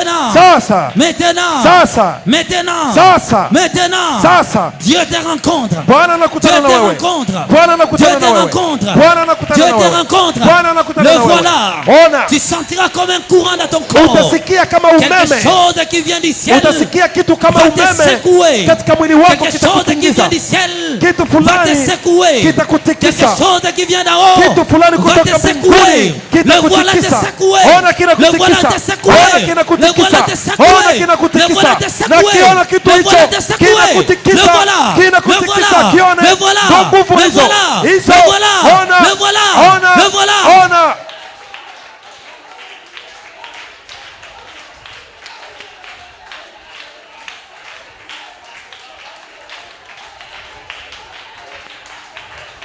Écoutez, Sikilizeni. là tu as compris. Pale umeomba vizuri. Mais là on va le faire à la fin. Lakini tena tutaomba mwisho wa ibada. Asseyez-vous d'abord. Kaeni chini kwanza. Je continue le message. Naendelea na ujumbe. Alors bien aimé, Sasa ndugu yangu, lorsque je vis ces sorciers passer, nilipoona wachawi hao wanapita, avec leurs cruches remplies de sang, wakiwa na vile vyombo vimejaa damu, eux qu'ils marchaient comme ça, ils na bougeaient la walikuwa tête. wanatembea wanatikisa vichwa hivi. Les sorciers qui étaient à la fin, Mchawi aliyekuwa mwisho, parce que celui qui était devant était leur chef, sababu aliyekuwa mbele alikuwa kiongozi wao, et la suite lui suivait. na baadaye mstari wa wengine wachawi Mais unamfuata. celui qui était derrière Lakini yule aliyekuwa mwisho tenait une personne. alikuwa anashikilia mtu fulani. Cet homme était ligoté Huyo mtu alikuwa amefungwa kamba et shingoni, avait une corde dans son cou. na hiyo kamba ilikuwa imepita katika shingo, Et les sorciers là la tiraient. na huyo mchawi alikuwa akikokota huyo mtu kwa hiyo kamba. Il le tirait comme un homme qui marche avec une chèvre. Alikuwa anakokota huyo mwanaume kwa hiyo kamba kama mtu anayekokota mbuzi kwenye Vous kamba. savez que quand on se promène avec une chèvre, Unajua mtu alikuwa anatembea na mbuzi, on le met toujours une corde sur le cou. daima wanamwekea huyo mbuzi Alors cet kamba homme aussi shingoni. était attiré par ces cordes. Kwa hiyo huyo mtu alikuwa anakokotwa na hiyo kamba. Qui peut me donner une corde à l'église? Je, nani anaweza kunipatia kamba fulani hapa? Soit une foulard. Onipe basi hata kama kitambaa tu Je au peux avoir une kamba panne à l'église, même panne. au hata Non, quelque chose de kitenge, gros, voilà. kitu fulani kikubwa. Okay, sawa, kama hiki.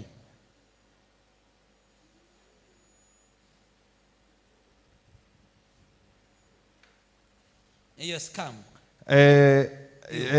Young boy, kijana njoo. Alors, Sasa la personne était liée comme ça. ule mtu alikuwa amefungwa kamba hivi, Et les sorciers là le tiraient. na ule mchawi alikuwa anamkokota kama Il hivi, partait avec lui comme ça. alikuwa anaenda naye hivyo. Une autre personne vient. Viens. Na wewe njoo. Non, toi tu es courte. Wewe ni mfupi. Toi viens. Wewe rudi, uko Vous mfupi. venez. Wewe njoo. Alors il le tenait comme ça dans les coups. Hebu shika hapo. Alikuwa anamshika hivi shingoni. Ne la serre pas aussi dire. Sasa usimkokote haraka haraka, anaweza umia. Il partait avec lui. Alikuwa anaenda naye, nenda polepole tu. Maintenant quand moi je vis cet événement, Sasa nilipoona jambo hili, je criais stop. nikalalamika, stop! Comment vous pouvez retenir un homme comme ça? Unawezaje kushika mtu hivyo? Vous le prenez pour un animal. Wewe unafikiri hiyo ni nyama? C'est lui qui était leur chef me regarda. Yule kiongozi wao akanitazama. Et il regarda ses acolytes. Akaniambia, wewe mtoto. Il leur dit, Akasema, ne lui prêtez pas attention. msijali huyo kijana, mwachane Il naye. continue à tirer la personne. Basi yule mchawi akaendelea kuvuta ule Lentement, bwana. lentement. Pole pole Ça pole. va faire mal. Akaendelea. Na mimi nilikuwa nikawafuata. Nilikuwa nasema mwachilie. Mwachilie. Hawezi kumshikilia. Wewe mzunguka. Mwachilie. Huyu sio mwachilie. Huwezi shika hivyo. Mwachilie. Ule mchawi alikuwa hajibu chochote. Et moi je les suivais. Na mimi nilikuwa Ils ninawafuata. sont arrivés dans une parcelle. Wakafika katika uwanja fulani. Et ils sont entrés à l'intérieur. Wakaingia ndani ya nyumba. La parcelle avait au moins 5 maisons à l'intérieur. Ile uwanja ulikuwa kama na nyumba 5 mle ndani. Un arbre était au milieu. Na katikati kulikuwa mti. Ils prirent cet homme Wakachukua ule mtu et le pendirent dans cet arbre. na wakamnyonga kwenye ule mti. Alors lorsqu'ils l'ont pendu, Walipomnyonga, rentré, ils ont commencé à faire les Rudia. incantations. wakaanza kufanya maombi, Quand ils faisaient les incantations, kufanya yale maombi yao ya giza. cet homme-là plairait le nom de sa femme. Ule mwanamume nilimsikia analia jina la mke wake. Il disait, ah Francine, Alikuwa anasema, oh, mke wangu Francine, toi qui vas à l'église, wewe ambao ulikuwa unaenda kanisani, regarde-moi ton mari, je suis parti. angalia mimi mume wako na bebewa. C'est la raison que vous voyez quelqu'un dort et le matin il ne se réveille pas. Ndio maana mnaona kuna watu wengine analala vizuri, asubuhi anaamka hayupo. Il a été tué par les sorciers. Waliuawa, wengi wanauawa na wachawi. Quand ils ont commencé à faire les incantations, Walipoanza kufanya maombi yao ya giza, sa partie ici hii sehemu yake ya hapa, se transformèrent à une chèvre. nikaona hii mwili wake sehemu ya hapa ikageuka kama mwili wa Alors mbuzi, ils les égorgèrent. na baadaye nikaona Et wanamchinja, quand ils lui ont égorgé, na walipomchinja son corps tombait au sol. mwili wake ukaanguka chini, Et les sorciers se précipitèrent pour manger sa na chair. wachawi wakakimbilia kwanza kula ule Et mwili ils le mangeaient. na wakamkula. Il avait mis sa confiance à sa femme qui allait à l'église. Yule bwana aliaminia sana mke wake aliyekuwa anaenda Il kanisani. ne considéra pas que le salut est individuel. Asijue ya kwamba wokovu ni swala la binafsi. Ces gens-là étaient des sorciers qui l'ont capturé Wale watu ni wachawi waliomshika, et l'ont tué. wakamuua. Alors quand je vis cela, j'ai pris la fuite. Basi nilipoona hivyo nikakimbia. Je me suis accouru jusqu'à l'hôpital de la référence de Kinshasa. Nikakimbia hadi kwenye hospitali kuu ya Kinshasa. Alors je suis entré dans cet hôpital. Kwa hiyo nikaingia katika ile hospitali. Quand je fus à l'intérieur de l'hôpital, Nilipokuwa mle ndani ya hospitali, j'étais là dans la cour de l'hôpital. nilikuwa pale katika uwanja wa hospitali. Je vis devant le bureau d'un docteur. Nikaona mbele ya ofisi ya daktari Beaucoup de personnes watu wengi qui se tenaient devant la porte, ambao walikuwa mbele ya mlango wa ofisi ayant des bouts de papier dans leurs mains, wakiwa na vikaratasi mikononi mwao, qui réclamaient que ce docteur, c'est lui qui a déclaré leur mort, wakisema kwamba daktari, wewe ulisaini kwamba sisi tumekufa. et qu'ils attendent qu'il arrive pour les ramener chez eux dans leur famille. Kwa hiyo walikuwa wanafuata huyo daktari, kwa nini ulidai kwamba tunakufa na sisi hatujafa, Alors uturudishe cette kwetu? chose attira mon attention. Kwa hiyo jambo lile likachukua kabisa umakini wangu. Je fis alors mon approche. Kwa hiyo nikakaribia pale, Et quand je me suis approché, na nilipokaribia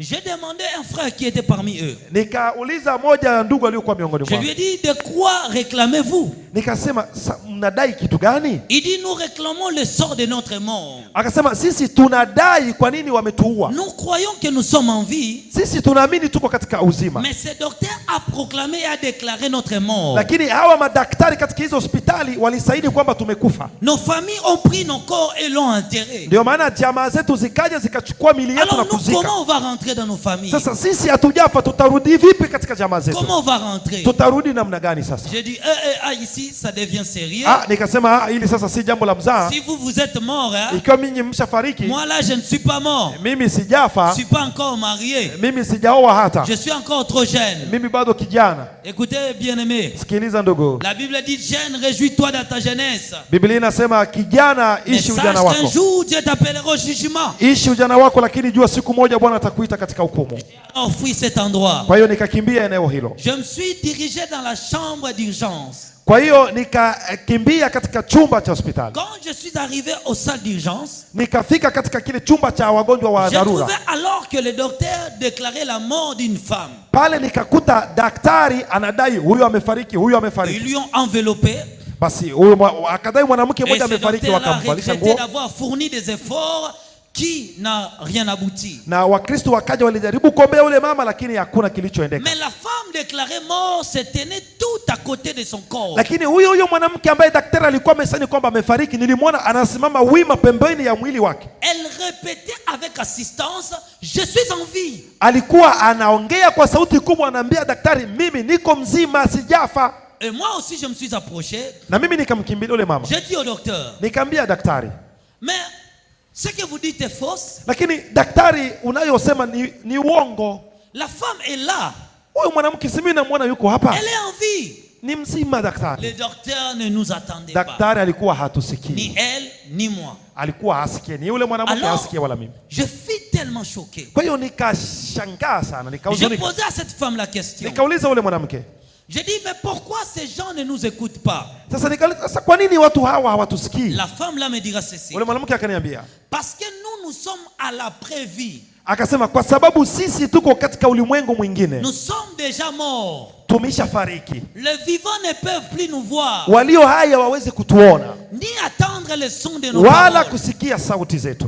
Alors nous suivons ces docteurs-là qui firent sortir pour annoncer la nouvelle de la mort de la femme Kwa hiyo chez ses bien-aimés. Kwa hiyo tukawa tunafata yule daktari na ile karatasi ili aende apashe habari ya kufa kwa mama yule kwa jamaa lake. Alors lorsqu'ils donnèrent la nouvelle, Kwa hiyo akafika mbele ya jamaa, akaanza nous ambia aussi avec habari, la femme, on essaie quand même de leur rappeler qu'elle n'était pas morte. akaanza ambia jamaa, mtu wenu amefariki. Tukaambia daktari, hapana, hajafariki, ni mzima. Mais les hommes charnels ne pouvaient pas écouter. Lakini daktari hakutusikia wala jamaa lake alikuweza Alors la kutusikia. femme là me dit ceci. Sasa yule mwanamke akaniambia, Bon, partons. basi twende.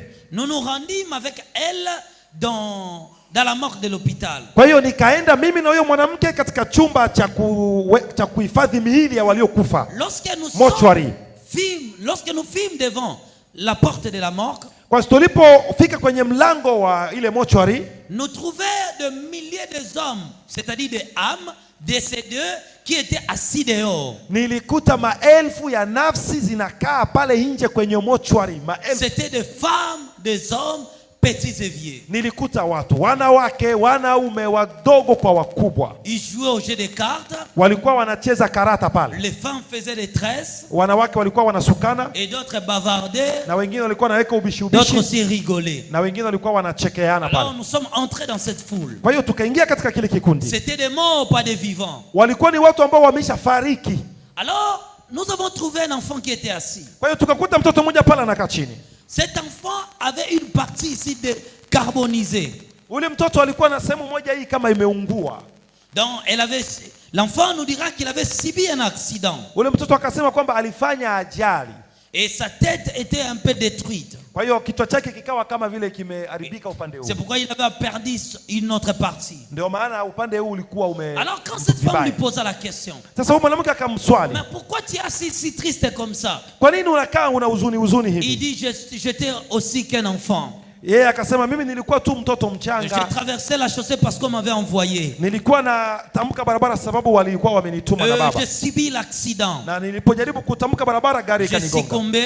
Nikafa. Et on m'a amené à l'hôpital. Wakanibeba hospitalini. Les docteurs ont déclaré ma mort. Na daktari akasema kwamba nimekufa. C'est pourquoi je suis ici. Ndio maana niko hapa. Il posa une autre la question. Ule mama akaswali mtu mwingine. Répétant le même palabre.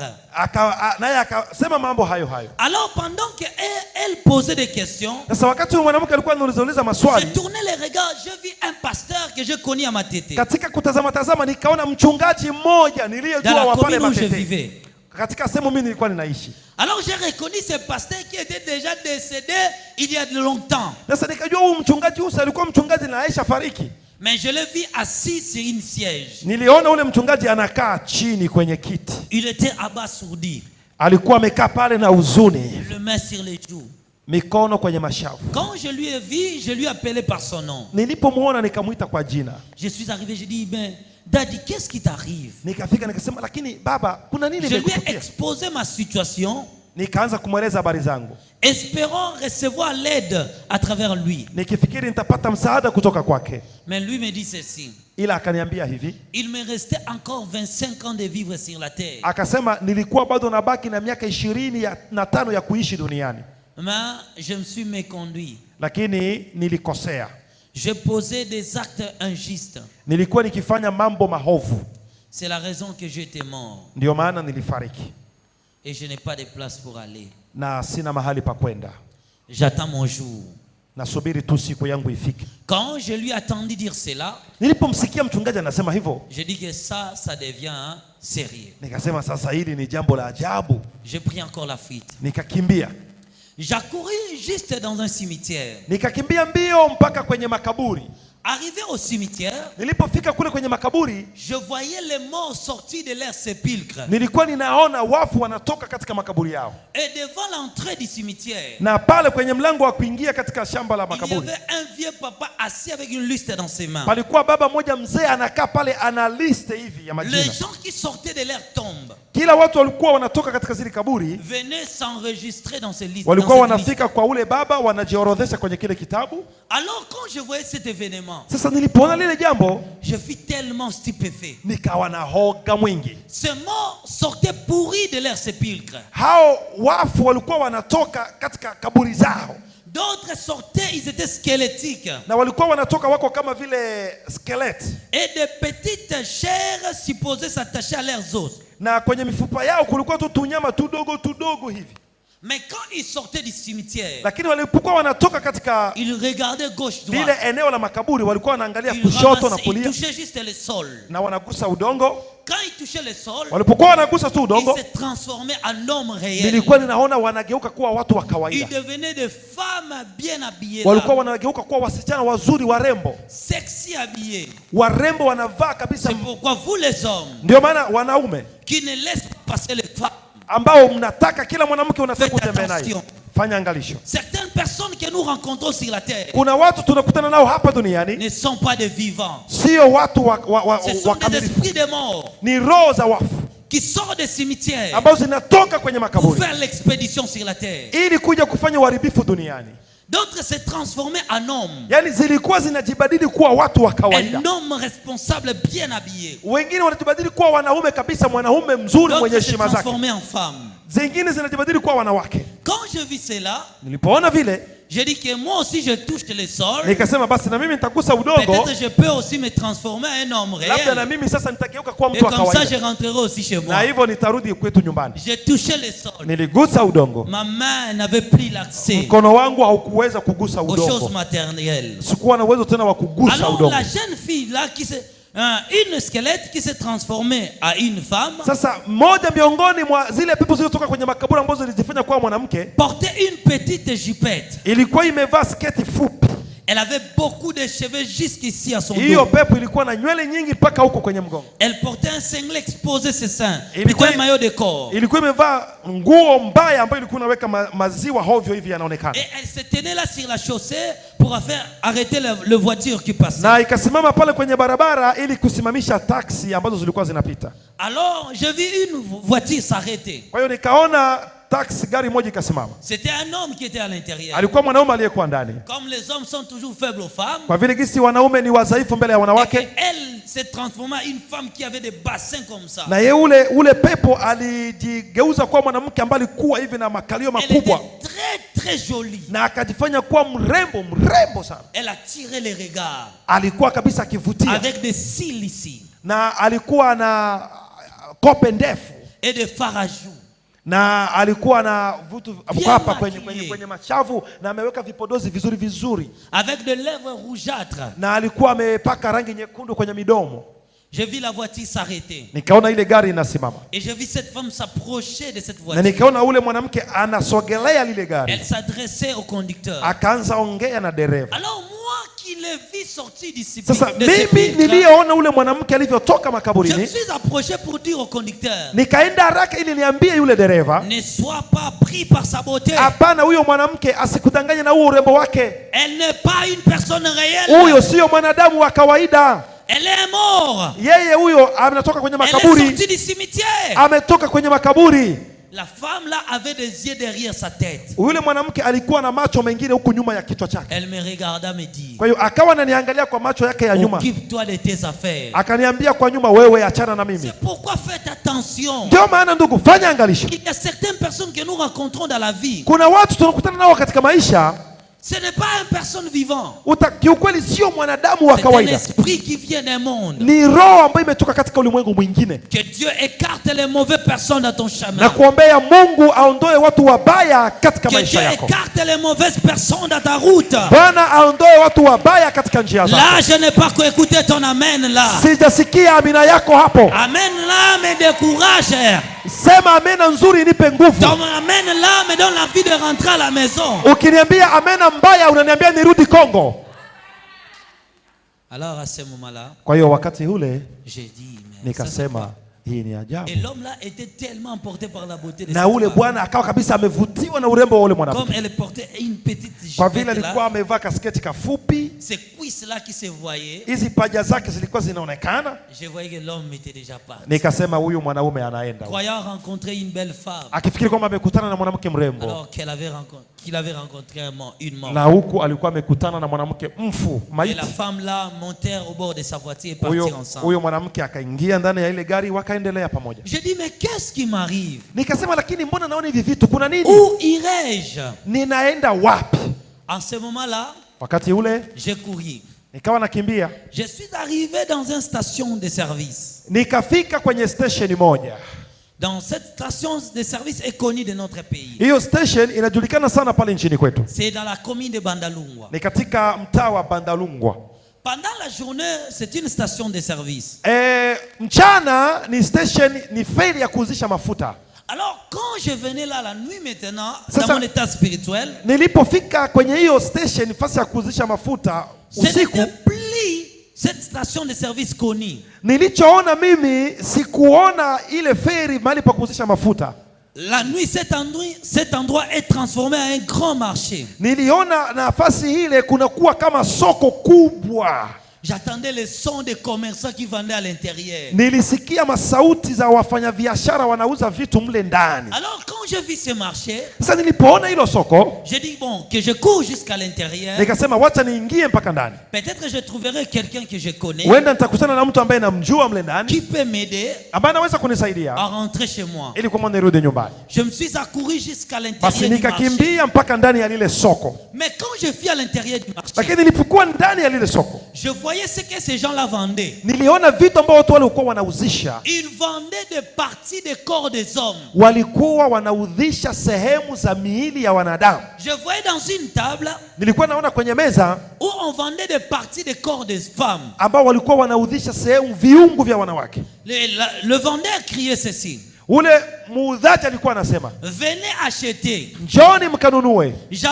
Je vends l'intelligence de mes enfants. Hapa naudhisha akili ya watoto wangu. Je veux que mes enfants soient bourriques à l'école. Sitaki watoto wangu wafaulu shuleni. C'est pourquoi je vends leur intelligence ici la nuit. Ndio maana ninaudhisha akili zao hapa huu J'ai usiku. dit mais ça n'existe pas. Nikasema soko kama hili Je mbona n'ai jamais vu un marché pareil. sijawahi kuona soko kama hili. Dans l'autre table, Nikaona kwenye meza nyingine, j'attendais le monsieur qui vendait dit ceci: nikasikia mwingine muuzaji anasema, je vends le travail de mes enfants. ninaudhisha kazi za watoto wangu. Que mes enfants ne puissent pas travailler dans la vie. Sitaki watoto wangu wapate kazi yoyote maishani. Venez acheter. Njoni mnunue. J'ai dit ça c'est quel marché? Nikasema hii ni soko aina Je vis gani? dans l'autre table. Nikaona kwenye meza nyingine, Un petit enfant est entré. nikaona mtoto mdogo anaingia. L'enfant l'a porté une jambe Ule mtoto alikuwa amebeba kitu fulani jusque devant le vendeur. mpaka mbele ya ule muuzaji. Il a commencé à marchander avec ce vendeur. Akaanza kuudhishiana na ule Il dit j'ai jeté le rhumatisme au pied de ma mère. akasema kwamba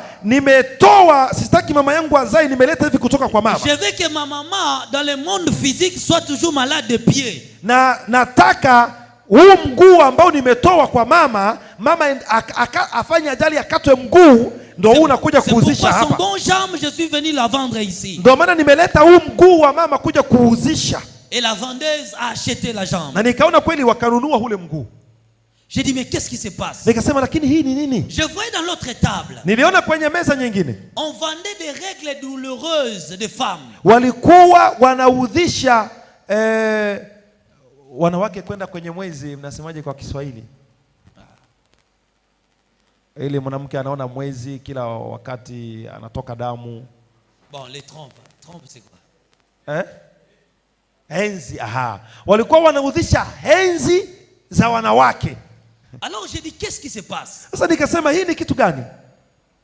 Et la personne l'a dit, Na ule mtu akasema, je veux que mes sœurs puissent souffrir de règles douloureuses. ninataka dada zangu wasipate henzi, C'est pourquoi na il y a wakipata beaucoup iwe de ya shida personnes sana. qui ont des maladies incurables. Ndio maana kuna watu wengi wana magonjwa yasiyopona. Si toute maladie n'obéit jamais aux médicaments, Ikiwa unaona ugonjwa unapewa madawa lakini et que hauponi, tu pries, la maladie reste toujours. watu wanakuombea lakini ugonjwa uko pale C'est pale. que le parti de ton corps là était déjà vendu dans les marchés des Ina sorciers. maana sehemu viungo vya mwili wako vimeshauzishiwa katika soko la wachawi. Dans l'autre table, on vendait les chances et les étoiles des gens. Niliona kwenye meza nyingine wanaudhisha bahati na nyota za watu. Et dans l'autre table, j'ai vu on vendait des maux de tête. Na nikaona kwenye meza nyingine wanaudhisha magonjwa ya kichwa kuuma. Dans l'autre table, on vendait des maux de dos. Niliona kwenye meza nyingine wanaudhisha magonjwa ya mgongo kuuma.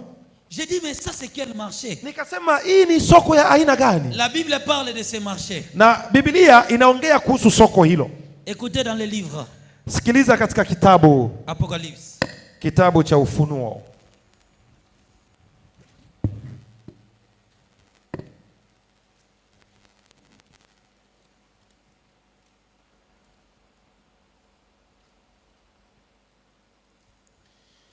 Voilà.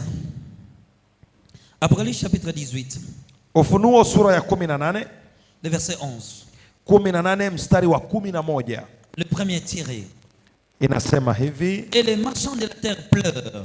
Nao wafanyabiashara wa nchi walia, parce que personne n'achète plus leur cargaison. Na kumwomboleza kwa sababu hapana mtu anunuaye bidhaa yao tena. Écoutez le verset 13. Sikiliza versi ya 13.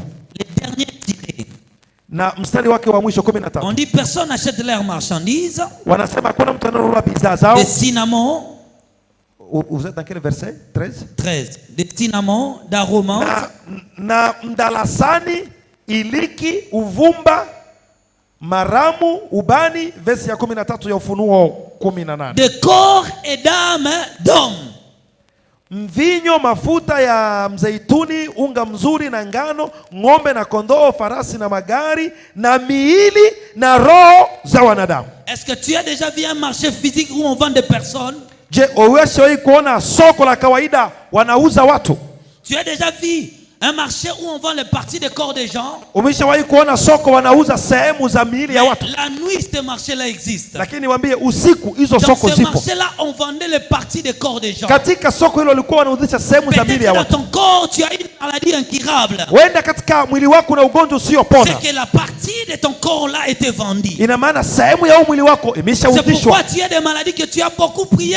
On ne voit pas un Ndio maana changement. una magonjwa, wamekombea sana, hakuna mabadiliko. Il y a beaucoup de personnes qui ont des fibromes, de kystes, qui ne connaissent pas l'origine. Kuna watu wengi wanagonjwa magonjwa ya tumbo, magonjwa ya kuumiza, lakini Les gens qui hawajui ont yalitoka toujours wapi. des mal au ventre, qui ne connaissent pas l'origine. Kila wakati unasikia tumbo linakusumbua na hujui imetoka Cela wapi. prouve que leur partie de corps était vendue dans le monde Hiyo spirituel. inadhibitisha hiyo sehemu ya mwili wako iliudhishwa katika soko Il la y a wachawi. beaucoup de gens qui souffrent de la pauvreté parce que leur chance de vie était vendue dans les marchés de Kuna sorciers. wengine wanahangaika katika umaskini sababu bahati na nyota zao ziliudhishwa katika hilo soko. Parce que quelque chose en toi était déjà vendu. Sababu kitu fulani ndani yako kimeshaudhishwa.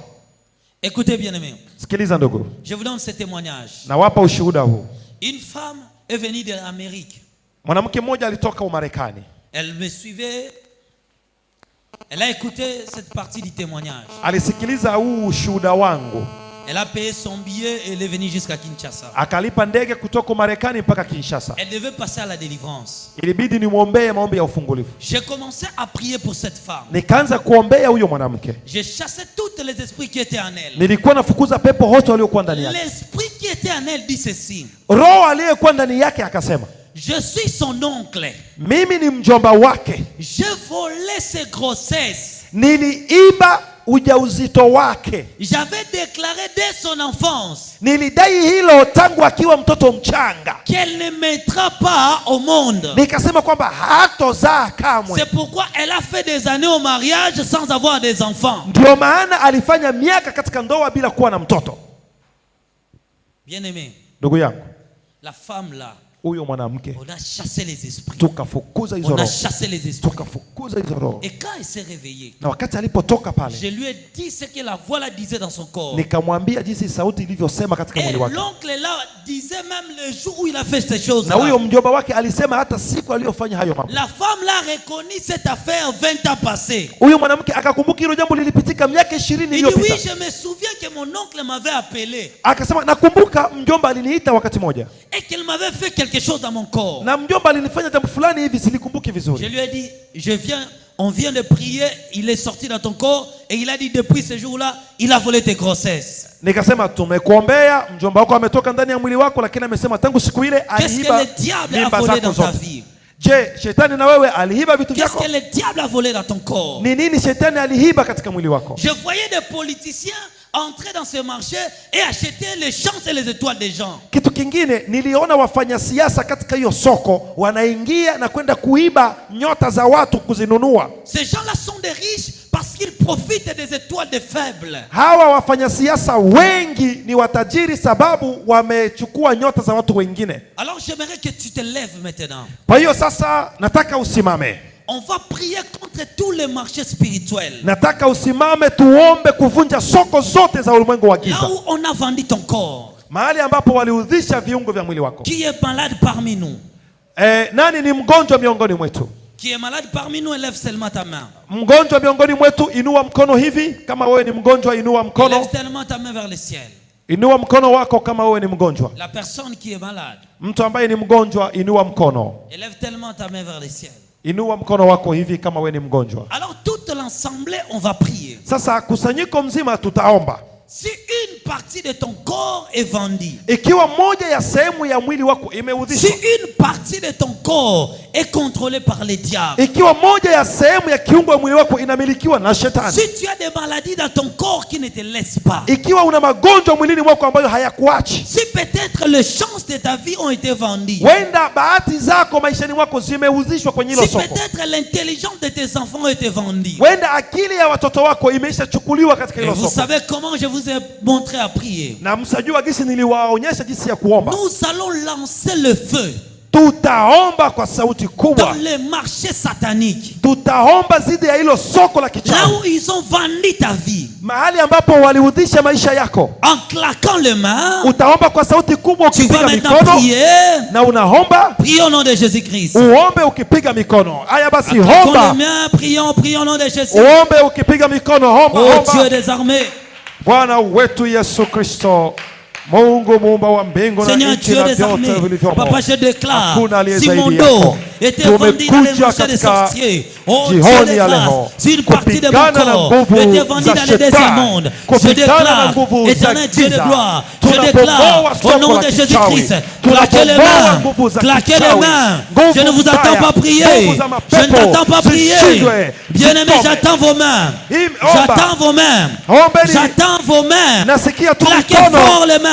piga Claquez mikono, fort les mains. piga mikono, Criez à haute voix. omba sauti kubwa, Refusez. omba. Refusez. Ukikataa, Refusez ukikataa, la situation imposée par le diable. ukikataa hizo hali mbaya, Je n'écoute pas tes mains. sisikie Je vizuri n'entends mikono pas yenu. le son de tes mains. Sisikie vizuri Je ukipiga n'entends pas mikono. le son de tes mains. Sisikie vizuri ukipiga Oh mikono. Dieu des armées, Bwana wa si majeshi, je déclare sema que nadai cette puissance kwamba hizi de nguvu diable ya shetani qui retient mon corps, et ambayo qui imenishikilia, retient ma santé, ambayo inashikilia oh afya Dieu yangu, des armées, Bwana wa si une majeshi, partie de mon corps hiyo était vendue dans nguvu le deuxième monde, itoke katika je mwili viens la wangu. récupérer, Nakuja je viens la kuidai. récupérer, Nakuja je kuichukua. récupère ma santé, Nachukua je afya yangu. récupère mon corps, je Nachukua mwili récupère wangu. mon courage, Nachukua je uwezo récupère wangu. ma santé. Nachukua afya Priez, yangu. Omba. priez, Omba. priez, Omba. priez, Omba. à haute voix, Kwa sauti kubwa. à haute voix, Kwa sauti kubwa. à haute voix, Kwa sauti kubwa. à haute voix, Kwa sauti kubwa. à haute voix, Kwa sauti kubwa. à haute voix, Kwa sauti kubwa. à haute Kwa sauti voix. kubwa. Priez, Omba. priez, Omba. priez, Omba. priez. Omba. Oh Dieu des armées, Oh, Bwana wa oh majeshi. Dieu des armées, Bwana wa oh majeshi. Dieu des armées, Bwana wa oh majeshi. Dieu des armées. Bwana wa majeshi. Je déclare, Nadai. je déclare Nadai. qu'une partie de mon corps Sema qui était sehemu za mwili vendue wangu. soit récupérée ambazo zilichukuliwa katika ulimwengu wa giza. par la puissance de Dieu, Nasema kwa nguvu za Yesu Kristo, par la zirudi. puissance de Dieu, Kwa nguvu za Yesu Kristo, par la puissance de kwa Dieu. nguvu za Yesu Kristo, Je récupère mon corps, nasema zitoke nguvu za mbaya récupère mon katika mwili. corps. Nachukua vitu je vyangu récupère mon vilivyovishiwa. corps, Nachukua mwili je wangu, récupère mon corps, nachukua mwili je wangu, récupère la partie de mes corps, narudisha sehemu za je mwili wangu, récupère les parties de mon corps, narudisha sehemu za mwili je wangu, récupère les parties de mon corps, narudisha sehemu za mwili je wangu, récupère les parties de mon corps, narudisha sehemu za mwili je wangu, récupère les parties de mon narudisha corps. sehemu za mwili wangu. Je déclare au nom de Jésus, Nadai kwa jina la Yesu, tout ce que je ressens injustement, yote maumivu tout ce nayosikia, que je vis injustement, yote nayosikia maumivu lâche mon corps. itoke katika mwili wangu.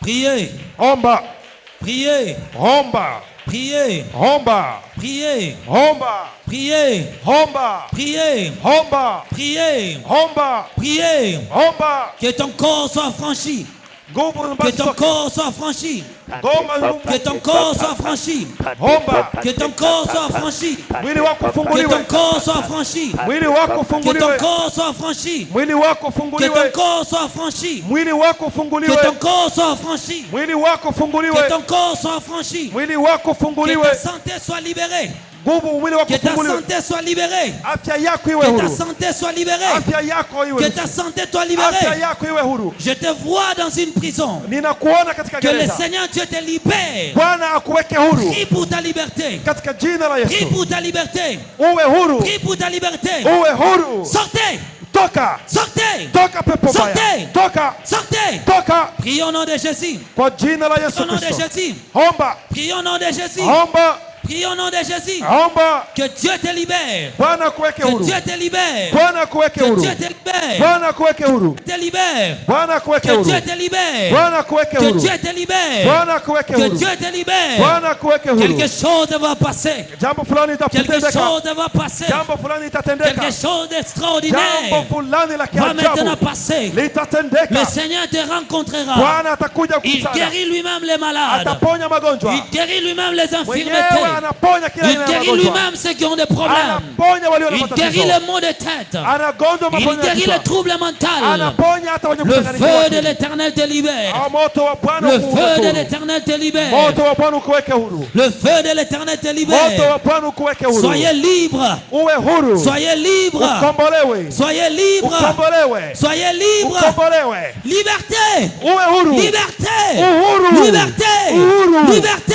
Uhuru. Au nom de Kwa Jésus. jina la Yesu Au nom de Kristo. Jésus. Kwa jina la Yesu Au Kristo. nom de Jésus. Kwa jina la Yesu Au Kristo. nom de Kwa Jésus. jina la Yesu Au Kristo. nom de Kwa Jésus. jina la Yesu Que Kristo. Dieu te libère. Bwana kuweke Que huru. Dieu te libère. Bwana kuweke Que huru. Dieu te libère. Bwana kuweke Que huru. Dieu te libère. Bwana kuweke Que huru. Dieu te libère. Bwana kuweke Que huru. Dieu te libère. Bwana kuweke huru. Oh Dieu. Oh Mungu. Oh Dieu. Oh Mungu. Je vois le Seigneur Naona Bwana libérer ceux qui ont été yeye peke sous la anashuka captivité de la sorcellerie na inconsciente. anakuja kugomboa watu zidi ya vifungo Tu vya giza. sentiras quelque chose quitter ton corps. Kitu fulani naona kinatoka katika mwili Quelque wa mtu. chose va quitter ton corps. Kitu fulani kitatoka katika mwili Quelque wako. chose va se retirer. Kitu fulani kinaondoka. Il va tellement te secouer. Bwana anakuja La chose là kukutikisa. partira. Hicho jambo La litatoka. chose là partira. Hicho jambo linaondoka. Partez. Inaondoka. Partez. Ondoka. Partez. Ondoka. Partez. Ondoka. Partez. Ondoka. Partez. Ondoka. Partez. Ondoka. Partez. Ondoka. Partez. Ondoka. Ondoka. Partez. Ondoka. Ondoka. Partez. Ondoka. Partez. Ondoka. Partez. Ondoka.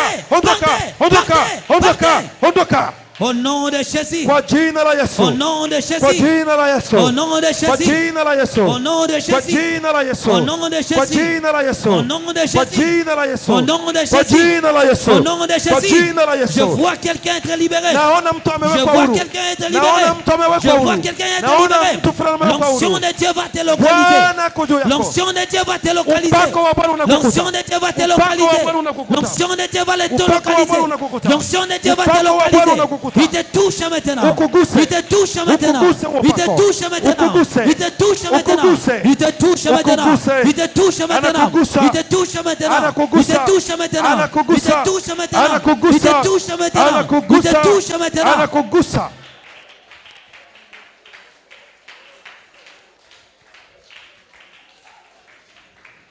Soyez libre au nom de Jésus. Uwe huru katika jina la Yesu Kristo. Soyez libre au nom de Jésus. Ufunguliwe katika jina la Yesu Kristo.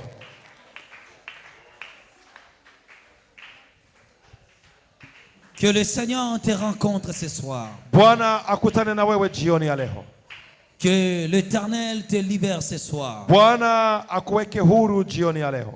Tout esprit familier Roho zote za kijamaa qui manipulait ton corps te lâche maintenant. ambazo zilikuwa zikitumia mwili wako zikuache Que sasa. Dieu répand sur toi sa grâce. Bwana akuvike na neema yake. Que Dieu répand sur toi sa grâce. Bwana akuvike na neema yake. Que Dieu répand sur toi sa grâce. Bwana akuvike na neema yake. Que Dieu répand sur toi sa grâce. Bwana akuvike na neema yake. Je